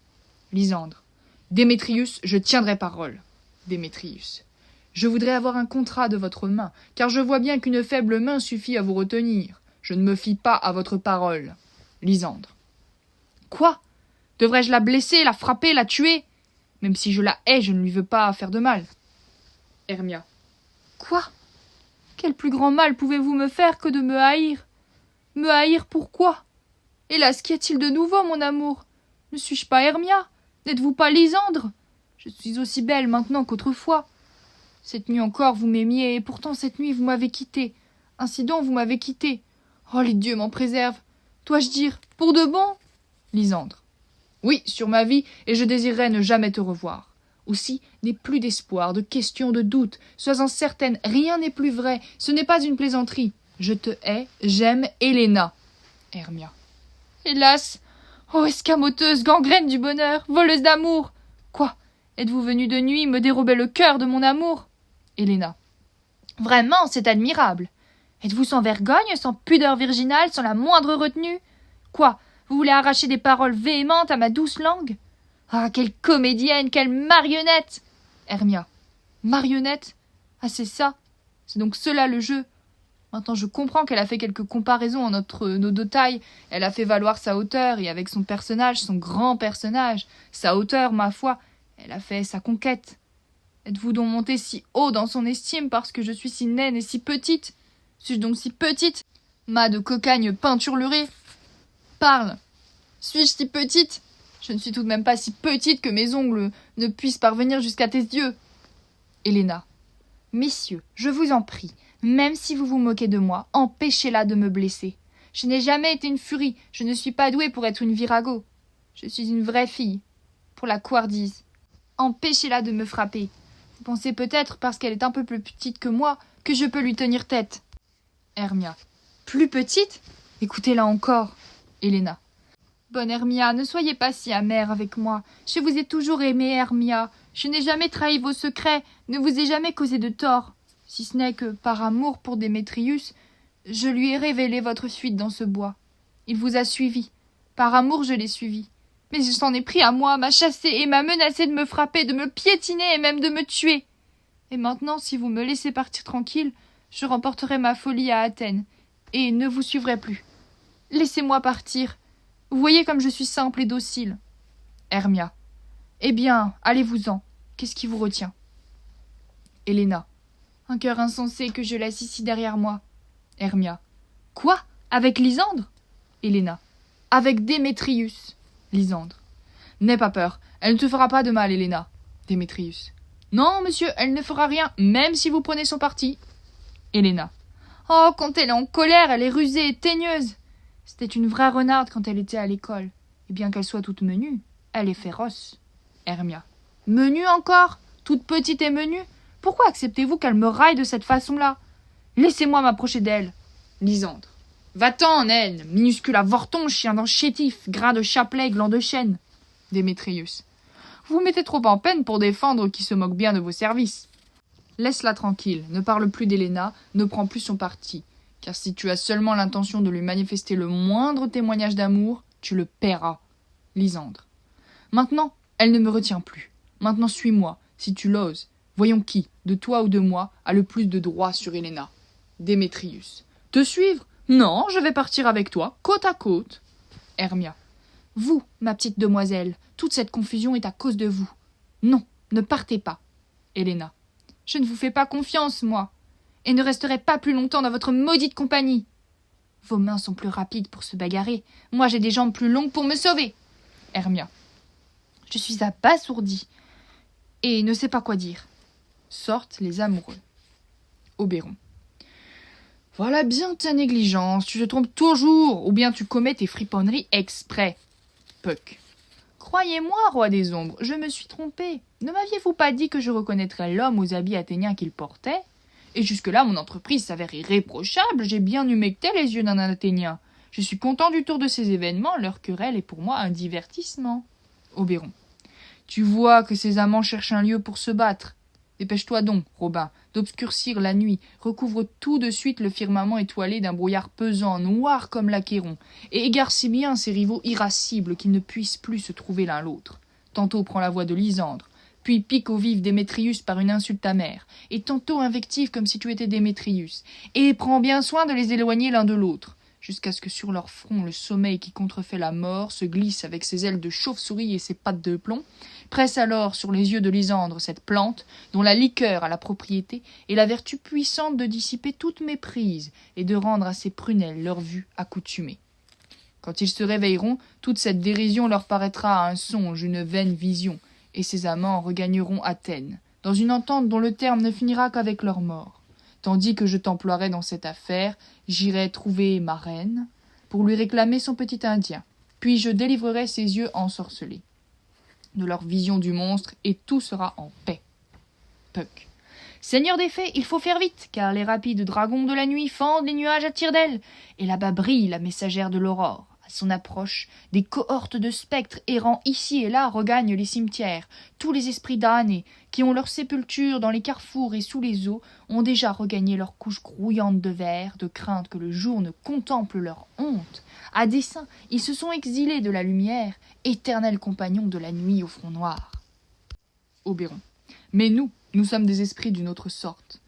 J'ai souvent folâtré avec la menthe du matin, et comme un forestier je peux courir les bois, jusqu'à ce que la porte de l'Orient, toute rouge de feu, s'ouvrant sur Neptune avec ses beaux rayons sacrés, change en un or jaune ses vertes eaux salées. Mais, pourtant, hâte-toi, ne perds pas un instant. Nous pouvons terminer cette affaire avant le jour. Sort Oberon. Puck. Ici et là, je les conduis ici et là, villes et campagnes ont peur de moi. Gobelin, conduis-les ici et là. En voici venir un. Entre Lysandre. Lysandre.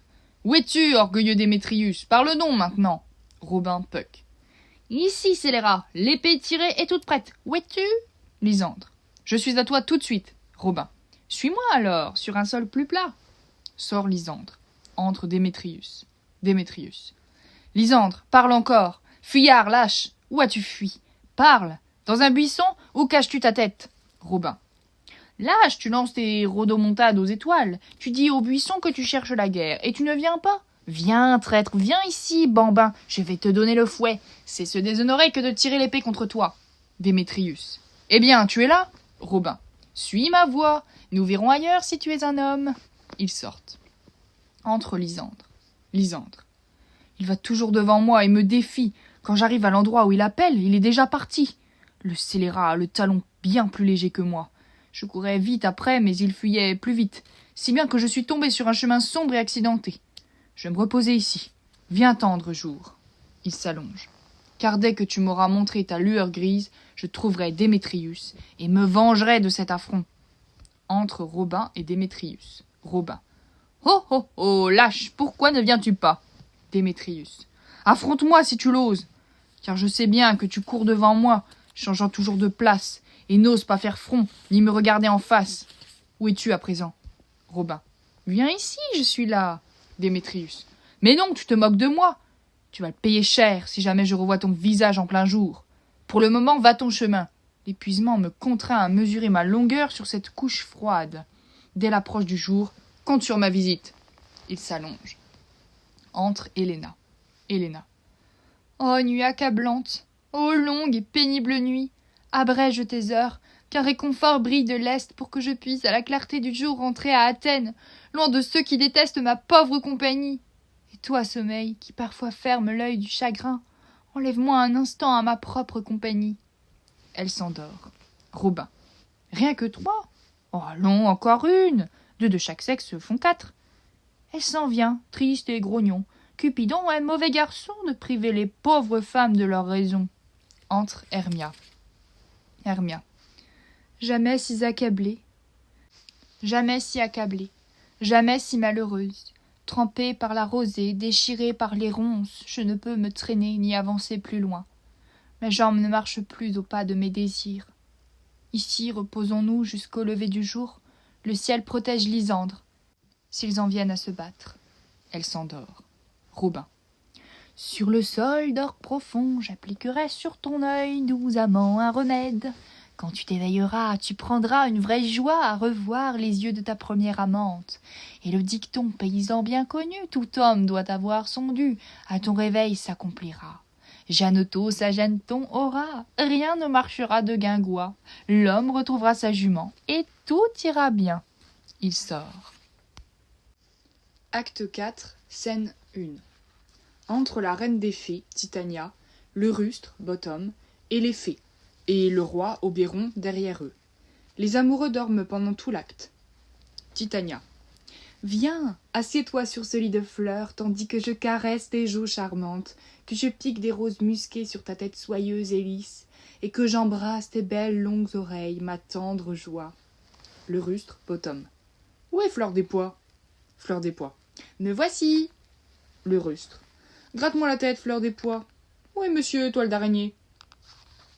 Toile d'araignée. Me voici. Le rustre. Monsieur, Toile d'araignée, cher monsieur, prenez vos armes dans votre main et tuez-moi un bourdon aux hanches rouges sur la tête d'un chardon. Et, cher monsieur, rapportez-moi un sac de miel. Ne vous agitez pas trop dans la bataille, monsieur. Et, cher monsieur, faites attention à ce que le sac de miel ne crève pas, car je ne voudrais pas que vous soyez inondé par un sac de miel, signor. Où est monsieur Graine de Moutarde? Graine de Moutarde. Me voici. Le rustre. Ah, donnez-moi votre main, monsieur Graine de Moutarde. Je vous prie, pas de cérémonie, cher monsieur. Graine de Moutarde. Quel est votre bon plaisir? Le rustre. Rien, cher monsieur. Sinon que vous aidiez le caballero Toile d'araignée à me gratter, je dois aller chez le barbier, monsieur, car il me semble que j'ai le visage prodigieusement poilu, et je suis un âne si délicat que, pour peu que le poil me picote, il faut que je me gratte. Titania. Eh bien, veux-tu entendre un peu de musique, mon doux amour? Le rustre. J'ai une oreille assez bonne en musique. Et écoutons les pincettes et les claquettes. Titania. Ou bien dis-moi, mon doux amour, ce que dit désire manger. Le rustre. Ma foi, un picotin. Je mâcherais bien de la bonne avoine sèche. Il me semble que j'ai grande envie d'une botte de foin. Rien de tel que du bon foin, du foin bien parfumé. Titania. J'ai une fée aventureuse qui ira fouiller le trésor de l'écureuil et te trouver des noisettes fraîches. Le rustre. Bon, j'aimerais mieux avoir une poignée ou 2 de pois secs. Mais je vous prie, qu'aucun de vos gens ne me dérange. J'ai une inclinaison au sommeil qui me vient. Titania. Dors, et je vais t'entourer de mes bras. Mes fées, partez, disparaissez. Les fées sortent. Ainsi le liseron enlace tendrement le chèvrefeuille embaumé.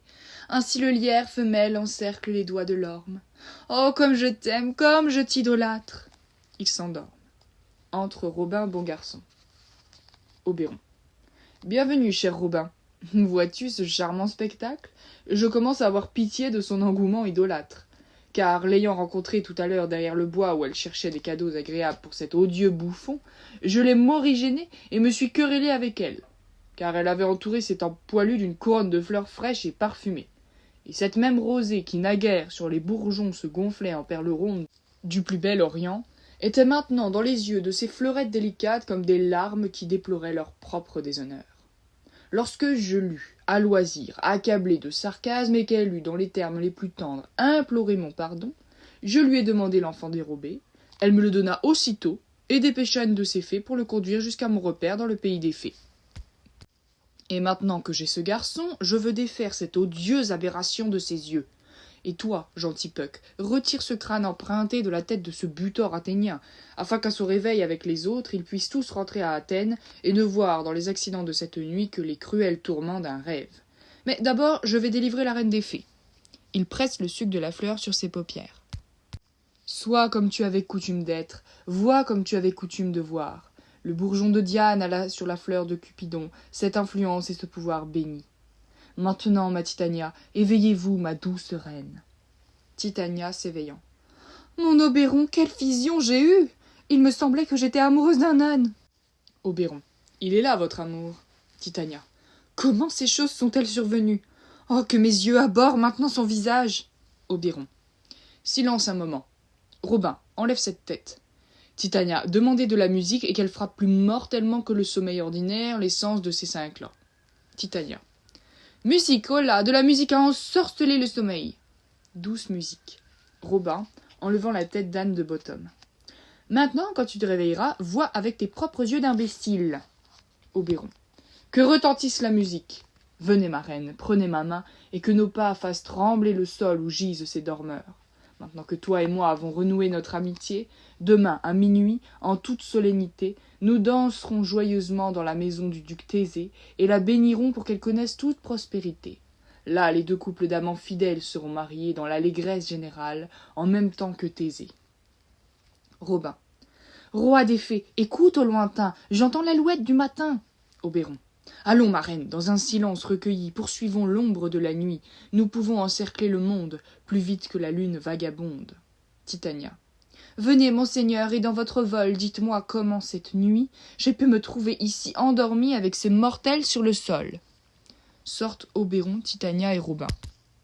Entre Thésée et toute sa suite. Sonnerie de cor. Thésée. Que l'un de vous aille chercher le garde forestier, car maintenant nos rites sont accomplis, et puisque nous sommes aux premières heures du jour, mon amour entendra la musique de mes limiers. Découplez les chiens dans la vallée de l'Ouest, pour qu'on les lâche. Dépêchez-vous, vous dis-je, de trouver le garde forestier. Nous allons, belle reine, monter jusqu'au sommet de la montagne, et écouter la musique confuse de la meute et de l'écho mêlé. Hippolyta. J'étais un jour en compagnie d'Hercule et de Cadmus, qui traquaient l'ours dans un bois de Crète, avec des limiers de Sparte. Jamais je n'ai entendu une aussi extraordinaire clabauderie, car au-delà des bosquets, les cieux, les fontaines, toute la région avoisinante semblait se confondre en une seule clameur. Je n'ai jamais entendu dissonance aussi musicale, tonnerre aussi harmonieux. Thésée. Mes chiens sont de race spartiate. Ils en ont les larges babines et le poil fauve, et leurs têtes ont des oreilles pendantes qui balaient la rosée du matin. Ils ont les genoux tors et les fanons comme des taureaux de Thessalie. Lents à la poursuite, mais leur voix s'harmonise comme des cloches en une gamme descendante. Jamais meute plus mélodieuse ne fut convoquée et excitée par le son du corps en Crète, à Sparte ou en Thessalie. Jugez-en quand vous les entendrez. Mais doucement. Quelles sont ces nymphes? Égée. Monseigneur, c'est ma fille qui dort ici, et voici Lysandre. Celui-ci est Démétrius, celle-ci Héléna, l'Héléna du vieux Nédar. Je m'étonne de les voir ici ensemble. Thésée. Sans aucun doute, ils se sont levés de bonne heure pour célébrer les rites de mai, et connaissent notre projet. Ils sont venus ici honorer notre cérémonie. Mais parlez, Égée, n'est-ce pas aujourd'hui que Hermia doit faire connaître son choix? Égée. Si, monseigneur. Thésée. Allez, dites aux chasseurs de les réveiller au son du cor. Clameur en coulisses. Tous, les amants, se réveillent en sursaut. Sonnerie de cor. Bonjour, mes amis. La Saint-Valentin est passée. Est-ce aujourd'hui seulement que ces oiseaux des bois commencent à s'accoupler? Lysandre. Pardon, monseigneur. Thésée. Je vous en prie tous, levez-vous. Je sais que vous êtes tous deux rivaux et ennemis. D'où vient cette douce concorde dans le monde qui rend la haine si éloignée de la jalousie, qu'elle dort à côté de la haine sans craindre l'inimitié? Lysandre. Monseigneur, je répondrai comme frappé de stupeur, à moitié endormi, à moitié réveillé. Mais pour l'instant, je le jure, je ne peux pas dire vraiment comment je suis venu ici. Mais je pense, car je voudrais dire la vérité. Oui, maintenant je m'en souviens, voilà. Je suis venu ici avec Hermia. Notre intention était de quitter Athènes pour pouvoir, hors d'atteinte de la loi athénienne. Égée. Assez, assez, monseigneur. Vous en avez entendu assez. Je réclame la loi sur sa tête. Il voulait se sauver, il voulait, Démétrius, nous escroquer, vous et moi. Vous de votre épouse, et moi de mon consentement qu'elle soit votre épouse. Démétrius. Monseigneur, la belle Héléna m'avait révélé leur fuite, et leur dessein de venir ici, dans ce bois, et par fureur je les ai suivis ici, la belle Héléna me suivant par amour. Mais, mon bon seigneur, je ne sais par quel pouvoir, mais à coup sûr c'est un pouvoir, mon amour pour Hermia, il a fondu comme neige, m'apparaît maintenant comme le souvenir d'un vain colifichet que j'ai dans mon enfance idolâtré. Et toute la fidélité, la vertu de mon cœur, l'objet et le plaisir de mon œil est la seule Héléna. C'est à elle, monseigneur, que j'étais fiancé avant de voir Hermia. Mais, comme une maladie, j'abhorrais cette nourriture. Mais avec la santé, retrouvant mon goût naturel, maintenant je la veux, je l'aime, je la désire, et lui serai à jamais fidèle. Thésée. Beaux amants, voilà une heureuse rencontre. La suite de ce récit, nous l'entendrons plus tard. Égée, je prévaudrai sur votre volonté, car dans le temple tout à l'heure, en même temps que nous, ces couples seront unis pour l'éternité. Et comme la matinée est déjà un peu usée, notre projet de chasse sera mis de côté. En route avec nous pour Athènes. 3 + 3, nous allons célébrer ces fêtes avec faste. Venez, Hippolyta. Sortent le duc, Hippolyta et les seigneurs. Démétrius. Ces choses me semblent toutes petites et indiscernables, comme des montagnes lointaines qui se changent en nuages. Hermia. Il me semble que je vois ces choses avec des yeux qui louchent, quand tout paraît double. Héléna. Moi aussi, et Démétrius est pour moi comme un bijou trouvé. Il est à moi, et il n'est pas à moi. Démétrius. Êtes-vous sûr que nous sommes réveillés? Il me semble que nous dormons et rêvons encore. Ne pensez-vous pas que le duc était ici et nous a dit de le suivre? Hermia. Oui, et mon père aussi. Héléna. Et Hippolyta? Lysandre. Et il nous a dit de le suivre au temple? Démétrius. Eh bien alors, nous sommes éveillés. Suivons-le, et en chemin racontons-nous nos rêves. Bottom s'éveille. Sortent les amants. Le rustre. Bottom. Quand ce sera à mon tour de parler, appelez-moi et je répondrai. Ma réplique suivante vient après. Très beau Pyrame. Oula, hé, Peter Quince? Flûte? Accommodeur de soufflet? Snout, Rétameur? Starveling? Dieu de Dieu! Ils se sont sauvés d'ici et m'ont laissé endormi? J'ai une vision très extraordinaire. J'ai fait un rêve, ça dépasse le pouvoir de l'esprit humain de dire quel rêve c'était. L'homme n'est qu'un âne s'il tente d'expliquer ce rêve. Il me semble que j'étais... Personne ne peut dire quoi. Il me semble que j'avais... Oh, mais l'homme n'est qu'un bouffon bariolé s'il prétend dire ce qu'il me semble que j'avais. L'œil de l'homme n'a pas entendu, l'oreille de l'homme n'a pas vu, la main de l'homme ne peut pas goûter, sa langue concevoir, ni son cœur raconter ce qu'était mon rêve. Je vais demander à Peter Quince d'écrire une ballade sur mon rêve. Elle s'appellera « Le rêve de Bottom », parce que c'est un rêve insondable, et je la chanterai à la fin de la pièce, devant le duc. Peut-être même, pour la rendre plus émouvante, je la chanterai à la mort de Thisbé. Il sort. Scène 2. Entre Quince, Flûte, Snout et Starveling. Quince. Avez-vous envoyé quelqu'un chez Bottom? Est-il rentré chez lui maintenant? Starveling. On n'a aucune nouvelle de lui. Sans nul doute, il a été emporté. Flûte. S'il ne vient pas, la représentation est compromise. On ne continue pas, n'est-ce pas? Quince. Impossible. Il n'y a personne d'autre que lui dans tout Athènes pour interpréter Pyrame. Flûte. Non, c'est lui qui a tout simplement le plus d'esprit de tous les artisans d'Athènes. Quince. Oui, et le plus de présence aussi, et c'est un parfait galant pour la douceur de la voix. Flûte. Il faut dire un parangon, un parfait galant. Dieu nous bénisse, c'est un pas grand-chose. Entre Snug, le menuisier. Snug. Messieurs, le duc revient du temple, et il y a 2 ou 3 seigneurs et dames qui sont mariés aussi. Si notre pièce avait marché, notre fortune a tous été faite. Thisbé. Oh, cher brave Bottom, voilà qu'il a perdu un revenu de 6 pence par jour toute sa vie durant. Il ne pouvait pas manquer d'avoir 6 pence par jour. Si le duc ne lui avait pas donné 6 pence par jour pour avoir joué Pyrame, je veux bien être pendu. Il l'aurait bien mérité, 6 pence par jour pour le rôle de Pyrame, ou rien. Entre Bottom. Bottom. Où sont mes petits gars? Où sont mes tendres cœurs? Quince. Bottom, oh, le plus brave des jours, l'heure la plus heureuse. Bottom. Messieurs, je vais vous raconter des prodiges, mais ne me demandez pas ce que c'est, car si je vous le dis, je ne suis pas un véritable Athénien. Je vous dirai tout exactement comme ça s'est passé. Quince. Nous t'écoutons, cher Bottom. Bottom. Pas un mot de moi. Tout ce que j'ai à vous dire, c'est que le duc a dîné. Rassemblez vos costumes, mettez de bonnes ficelles à vos barbes, des rubans neufs à vos escarpins, rendez-vous immédiatement au palais, que chacun révise son rôle. Car, en un mot comme en cent, notre pièce est agréée. En tout cas, que Thisbé ait du linge propre, et que celui qui joue le lion ne se coupe pas les ongles, car ils doivent être visibles pour figurer les griffes du lion. Et, très chers acteurs, ne mangez pas d'oignons ou d'ail, car nous devons avoir une haleine exquise, et je ne doute pas de les entendre dire « c'est une comédie exquise ». Plus un mot. En route. Allez, en route. Ils sortent. Acte 5. Scène 1. Entre Thésée, Hippolyta et Philostrate. Hippolyta. C'est étrange, mon Thésée, ce dont parlent ces amoureux. Thésée. Plus étrange que vrai. Jamais je ne croirais ces vieilles fables grotesques et ces contes de fées. Les amoureux et les fous ont des cerveaux bouillants, des fantaisies visionnaires qui conçoivent plus de choses que la froide raison n'en perçoit. Le fou, l'amoureux et le poète sont d'imagination tout entier pétris. L'un voit plus de démons que le faste enfer n'en peut contenir, c'est le fou. L'amoureux, tout aussi exalté, voit la beauté d'Hélène au front d'une égyptienne.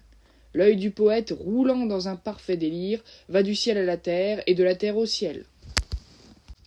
Et quand l'imagination accouche les formes de choses inconnues, la plume du poète en dessine les contours et donne à ce qui n'est qu'un rien dans l'air une demeure précise et un nom. Tels sont les tours d'une imagination puissante, il lui suffit de concevoir une joie pour percevoir le messager de cette joie. Et la nuit, si l'on se forge une peur, comme il est facile de prendre un buisson pour un ours. Hippolyta. Mais toute l'histoire de cette nuit qu'ils nous ont racontée et tous leurs esprits transfigurés en même temps, tout cela manifeste plus que des visions imaginaires et constitue quelque chose d'une grande solidité. Et pourtant, c'est étrange et prodigieux. Entre les amoureux, Lysandre, Démétrius, Hermia et Héléna. Thésée. Voici venir les amoureux pleins de joie et de gaieté. Joie, tendre ami, que la joie et de fraîches journées d'amour accompagnent vos cœurs. Lysandre. Plus encore qu'à nous-mêmes, qu'elles nous servent d'escorte dans vos promenades royales, à votre table, dans votre lit. Thésée. Voyons maintenant. Quelle mascarade, quelle danse avons-nous pour user ce long siècle de 3 heures entre notre dessert et l'heure du coucher? Où est l'habituel intendant de nos plaisirs? Quelles réjouissances sont prévues? N'y a-t-il pas une pièce pour apaiser l'angoisse d'une heure torturante? Appelez Philostrate. Philostrate. Me voici, puissant Thésée. Thésée. Dites-moi, quel passe-temps avons-nous pour abréger cette soirée? Quelle mascarade, quelle musique? Comment allons-nous tromper les temps paresseux, sinon par quelque plaisir? Philostrate, lui donnant une liste. Voici une liste des divertissements qui sont prêts. Choisissez celui que votre Altesse veut voir en premier. Thésée lisant. La bataille des centaures chantée par un eunuque athénien au son de la harpe? Bon, pas de ça, j'ai raconté cela à mon amour pour la gloire de mon parent Hercule. Le soulèvement des bacchantes ivres déchirant le chantre de Thrace dans leur fureur? C'est un vieux sujet et qui fut représenté la dernière fois que je suis rentré de Thèbes victorieux. Les 3 fois 3 muses pleurant la mort du savoir récemment décédé dans la misère. C'est quelque satire mordante et caustique qui ne convient pas à une cérémonie nuptiale. Court tableau fastidieux montrant le jeune Pyrame et son amour Thisbé. Drôlerie très tragique. Drôle et tragique? Fastidieux et court? C'est de la glace brûlante, de la neige prodigieusement étrange. Comment trouverons-nous l'accord de ce désaccord? Philostrate. C'est une pièce, monseigneur, longue de quelques 10 mots. C'est ce que je connais de plus court comme pièce. Pourtant, monseigneur, elle est de 10 mots trop longue, ce qui la rend fastidieuse. Car, dans toute la pièce, il n'y a pas un seul mot juste, un seul comédien qui joue bien. Et tragique, mon noble seigneur, elle l'est, car Pyrame se tue. Ce qui, je dois l'avouer, quand je l'ai vu en répétition, m'a fait venir les larmes aux yeux. Mais jamais un fou rire sonore n'a versé de larmes plus gaies. Thésée. Quels sont ceux qui la jouent? Philostrate. Des hommes aux mains rugueuses qui travaillent ici à Athènes, qui n'avaient jusqu'ici jamais exercé leur esprit, et ils ont exténué leur mémoire novice pour apprendre cette pièce, en l'honneur de vos noces. Thésée. Et nous allons l'entendre. Philostrate. Non, mon noble seigneur, elle n'est pas digne de vous. Je l'ai entendue de bout en bout et elle ne vaut rien, rien du tout. à moins que vous trouviez du plaisir dans leurs intentions, tendues à l'extrême, et dans la peine cruelle qu'ils se sont donnée pour vous servir. Thésée. Je veux entendre cette pièce, car rien ne peut être malvenu quand la candeur et le dévouement s'y attachent. Faites-les entrer, et prenez vos places, mesdames. Philostrate sort. Hippolyta. Je n'aime pas voir la misère accablée et le dévouement succomber à la tâche. Thésée. Mais, ma douce aimée, vous ne verrez rien de tel. Hippolyta. Il dit qu'ils n'y connaissent rien. Thésée. Nous n'en serons que plus bienveillants de les remercier de ce rien. Notre plaisir sera de bien prendre ce qu'ils auront pris de travers. Là où le pauvre dévouement est impuissant, la noble considération prend en compte l'effort et non le résultat. Quand je suis revenu, de grands savants ont voulu me saluer avec des déclarations de bienvenue apprises par cœur. Alors je les ai vus frissonner et pâlir, s'interrompre au milieu d'une phrase. L'anxiété étranglait leur voix bien exercée, et en guise de conclusion, muets, ils s'arrêtaient, sans m'avoir souhaité la bienvenue. Croyez-moi, ma douce, dans ce silence je recueillais pourtant la bienvenue, et dans la déférence d'un dévouement craintif, je lisais autant que dans la langue bavarde d'une impertinente et téméraire éloquence. Aussi, à mon sens, l'amour et la candeur qui nouent la langue disent beaucoup de choses en peu de mots. Entre Philostrate. Philostrate. S'il plaît à votre grâce, le prologue est prêt. Le duc Thésée, qui l'approche. Fanfare de trompette. Entre le prologue Quince. Le prologue. Si nous vous déplaisons, c'est intentionnellement, afin que vous pensiez que nous ne venons pas pour vous déplaire, mais intentionnellement. Montrer notre simple savoir-faire, tel est de notre fin le vrai commencement. Considérez donc que nous venons avec mauvais esprit. Nous ne venons pas dans l'idée de vous contenter, tel est notre véritable dessein. Et pour votre plaisir, nous ne sommes pas ici. Afin de vous donner des regrets, les comédiens sont prêts, et ce que vous allez voir vous apprendra tout ce que vous pouvez savoir. Thésée. Ce garçon ne s'attache guère à la ponctuation. Lysandre. Il a chevauché son prologue comme un poulain indompté. Il ne sait pas où l'arrêter. Utile moralité, monseigneur, il ne suffit pas de parler, il faut parler juste. Hippolyta. En vérité, il a joué de son prologue comme un enfant joue de la flûte à bec, des sons, mais qu'il ne contrôle pas. Thésée. Son discours était comme une chaîne enchevêtrée. Rien n'y manquait, mais quel désordre! Qui vient ensuite? Entre Pyrame, Thisbé, le mur, le clair de lune et le lion. Le prologue Quince. Seigneur, vous serez peut-être étonné de ce que vous allez voir. Étonnez-vous, jusqu'à ce que la vérité ait tout élucidé. Cet homme est Pyrame, si vous voulez le savoir, cette belle dame Thisbé, cela est assuré. Cet homme, avec son plâtre et son crépi, représente le mur, cet ignoble mur qui séparait nos amants. Et, à travers la fente de ce mur, les pauvres, ils se contentent de chuchoter. Que nul n'éprouve d'étonnement, cet homme, avec sa lanterne, son chien et son fagot d'épines, représente le clair de lune. Car, si vous voulez le savoir, au clair de lune, pour leur rencontre câline, nos amants se retrouvaient au tombeau de Ninus pour se voir. Cette bête effroyable que l'on nomme lion, une nuit où arriva d'abord Thisbé la confiante, la fit s'enfuir de peur, ou plutôt d'épouvante, et dans sa fuite, elle laissa tomber son manteau, que l'infâme lion macula de sa gueule sanglante. Pyrame, grand jeune homme charmant, arrive alors bientôt et trouve assassiné le manteau de Thisbé la confiante. Sur quoi de son glaive, de son coupable glaive ensanglanté, bravement il embrocha sa bouillonnante, sanglante poitrine. Et Thisbé, qui attendait à l'ombre d'un mûrier, lui prit sa dague et mourut. Quant à la suite, le lion, le clair de lune, le mur, et les deux amants vous la raconteront sur scène entièrement. Thésée. Je me demande si le lion va parler. Démétrius. Pourquoi pas, monseigneur? Un lion peut bien parler tant qu'il y a d'ânes qui le font.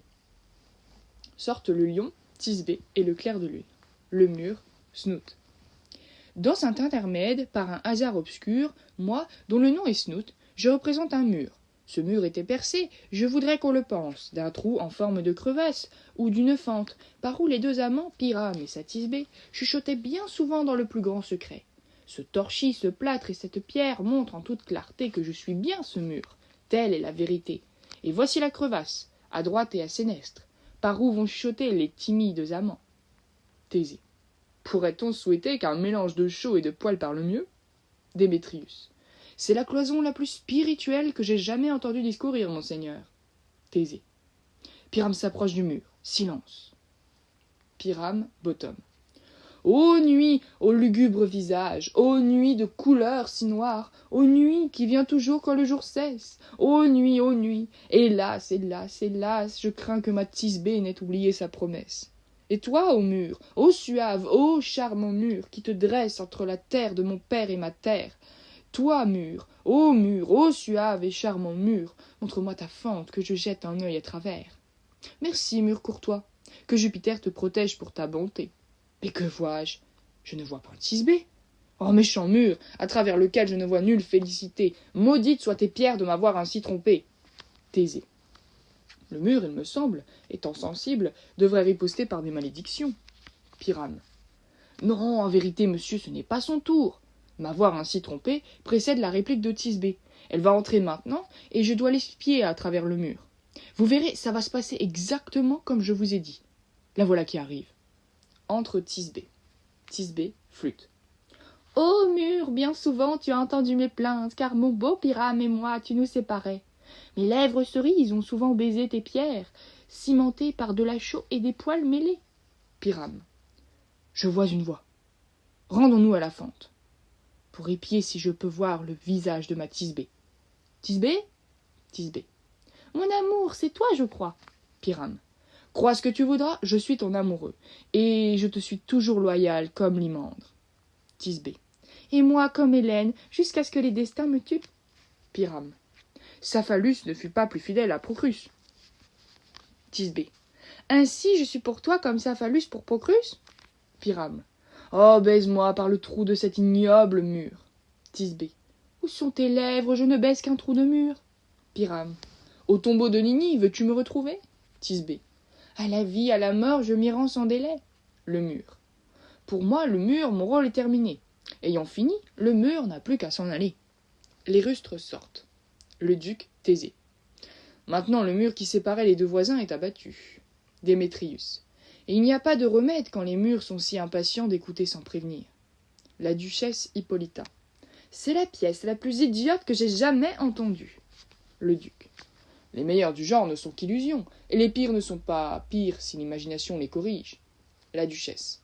Il faudra alors que ce soit votre imagination, pas la leur. Le duc. Si nous imaginons autant de bien d'eux qu'ils en imaginent eux-mêmes, ils peuvent passer pour excellents. Voici venir de nobles bêtes, un homme et un lion. Entre le lion et le clair de lune. Le lion, Snug. Vous, mesdames, vous dont le cœur si tendre a peur de la moindre souris trottant sur le parquet. Peut-être pourriez-vous frissonner et trembler si un lion brutal rugit dans sa fureur. Sachez alors que je suis Snug, le menuisier, et que d'une lionne je ne suis pas né. Si, en lion guerrier, je me rendais ici, ce serait à coup sûr au péril de ma vie. Le duc. Une bien brave bête, avec une bonne conscience. Démétrius. La moins bête des bêtes, monseigneur, que j'ai jamais vue. Lysandre. Ce lion est un vrai renard pour son courage. Le duc. Oui, et une oie pour sa ruse. Démétrius. Non pas, monseigneur, car son courage ne peut pas l'emporter sur sa ruse, et le renard emporte l'oie. Le duc. Sa ruse, j'en suis sûr, ne peut pas l'emporter sur son courage, car l'oie n'emporte pas le renard. C'est bon, laissons là sa ruse, et écoutons la lune. Le clair de lune, Starveling. Cette lanterne de cornes représente la lune avec ses cornes. Démétrius. Il aurait dû porter les cornes sur la tête. Le duc. Il a terminé sa croissance, et les cornes sont invisibles quand c'est la pleine lune. Le clair de lune. Cette lanterne de cornes représente la lune avec ses cornes. Moi-même, je suis l'homme que l'on voit dans la lune. Le duc. Voilà bien l'erreur la plus grave de toutes. On aurait dû mettre cet homme dans la lanterne.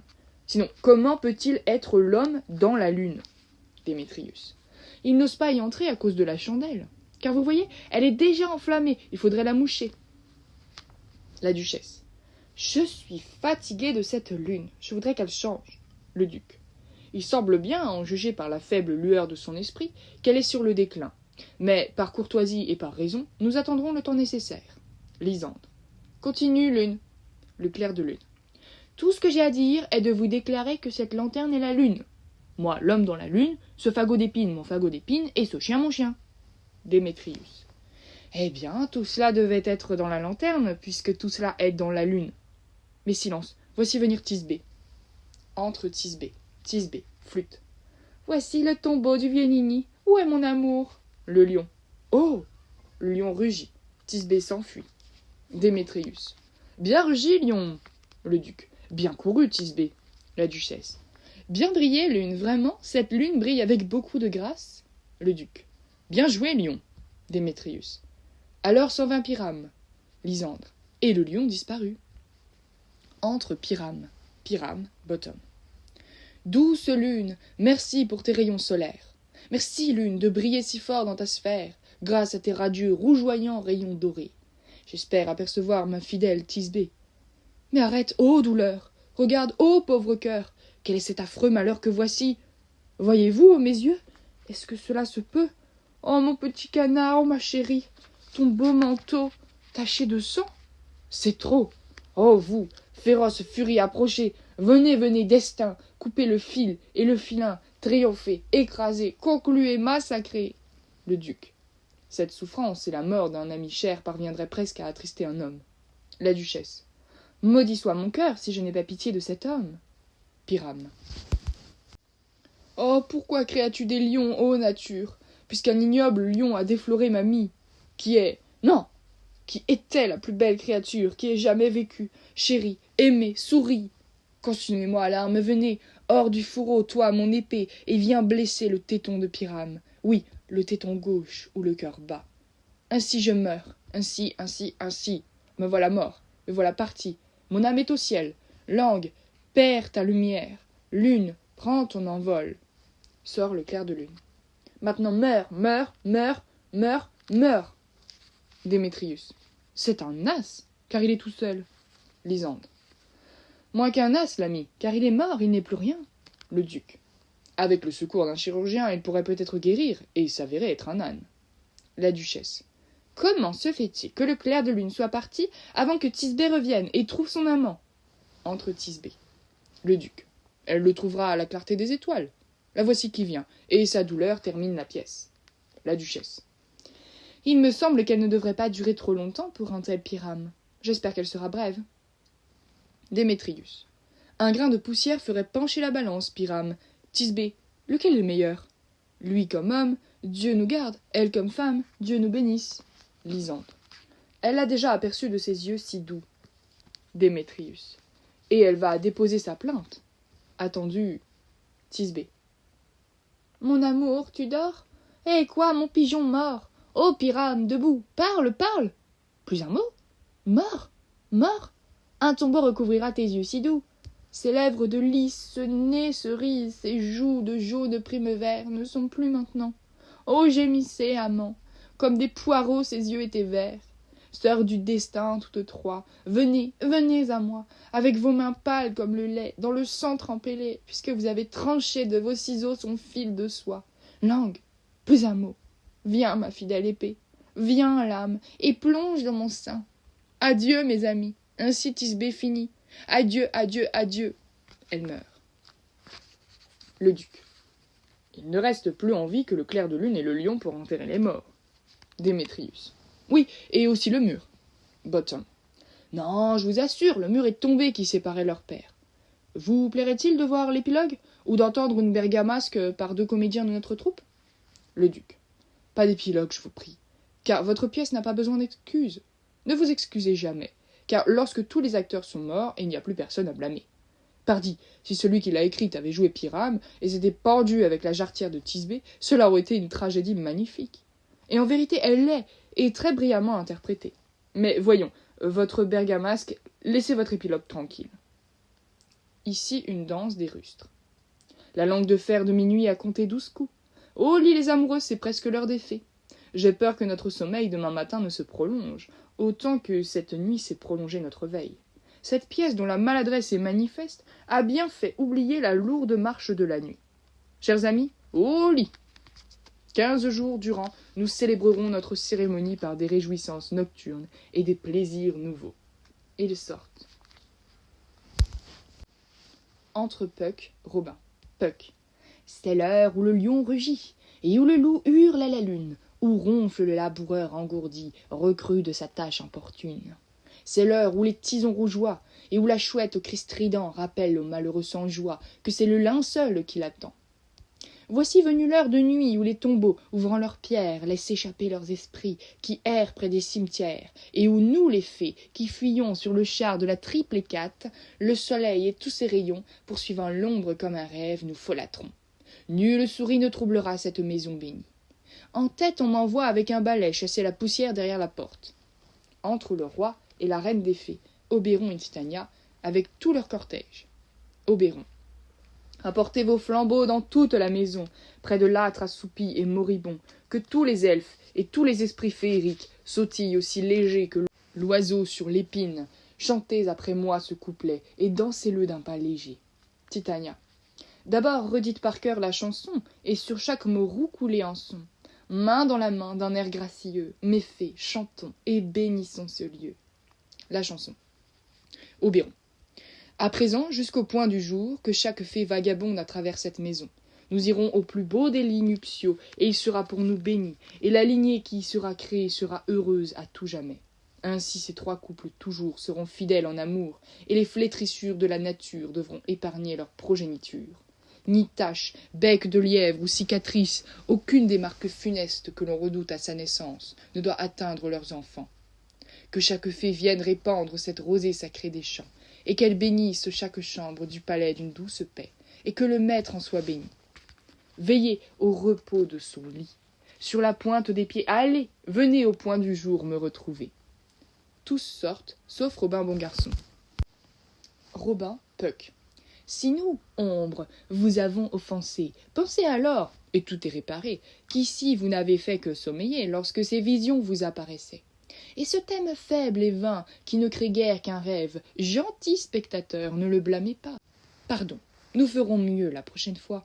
Aussi vrai que je suis un honnête Puck, si nous avons la chance imméritée d'échapper à vos sifflets de serpent, nous vous consolerons avant longtemps. Sinon, traitez Puck de menteur. À tous, bonne nuit de tout cœur. Si nous sommes amis, applaudissez très fort, et Robin saura réparer ses torts. Il sort.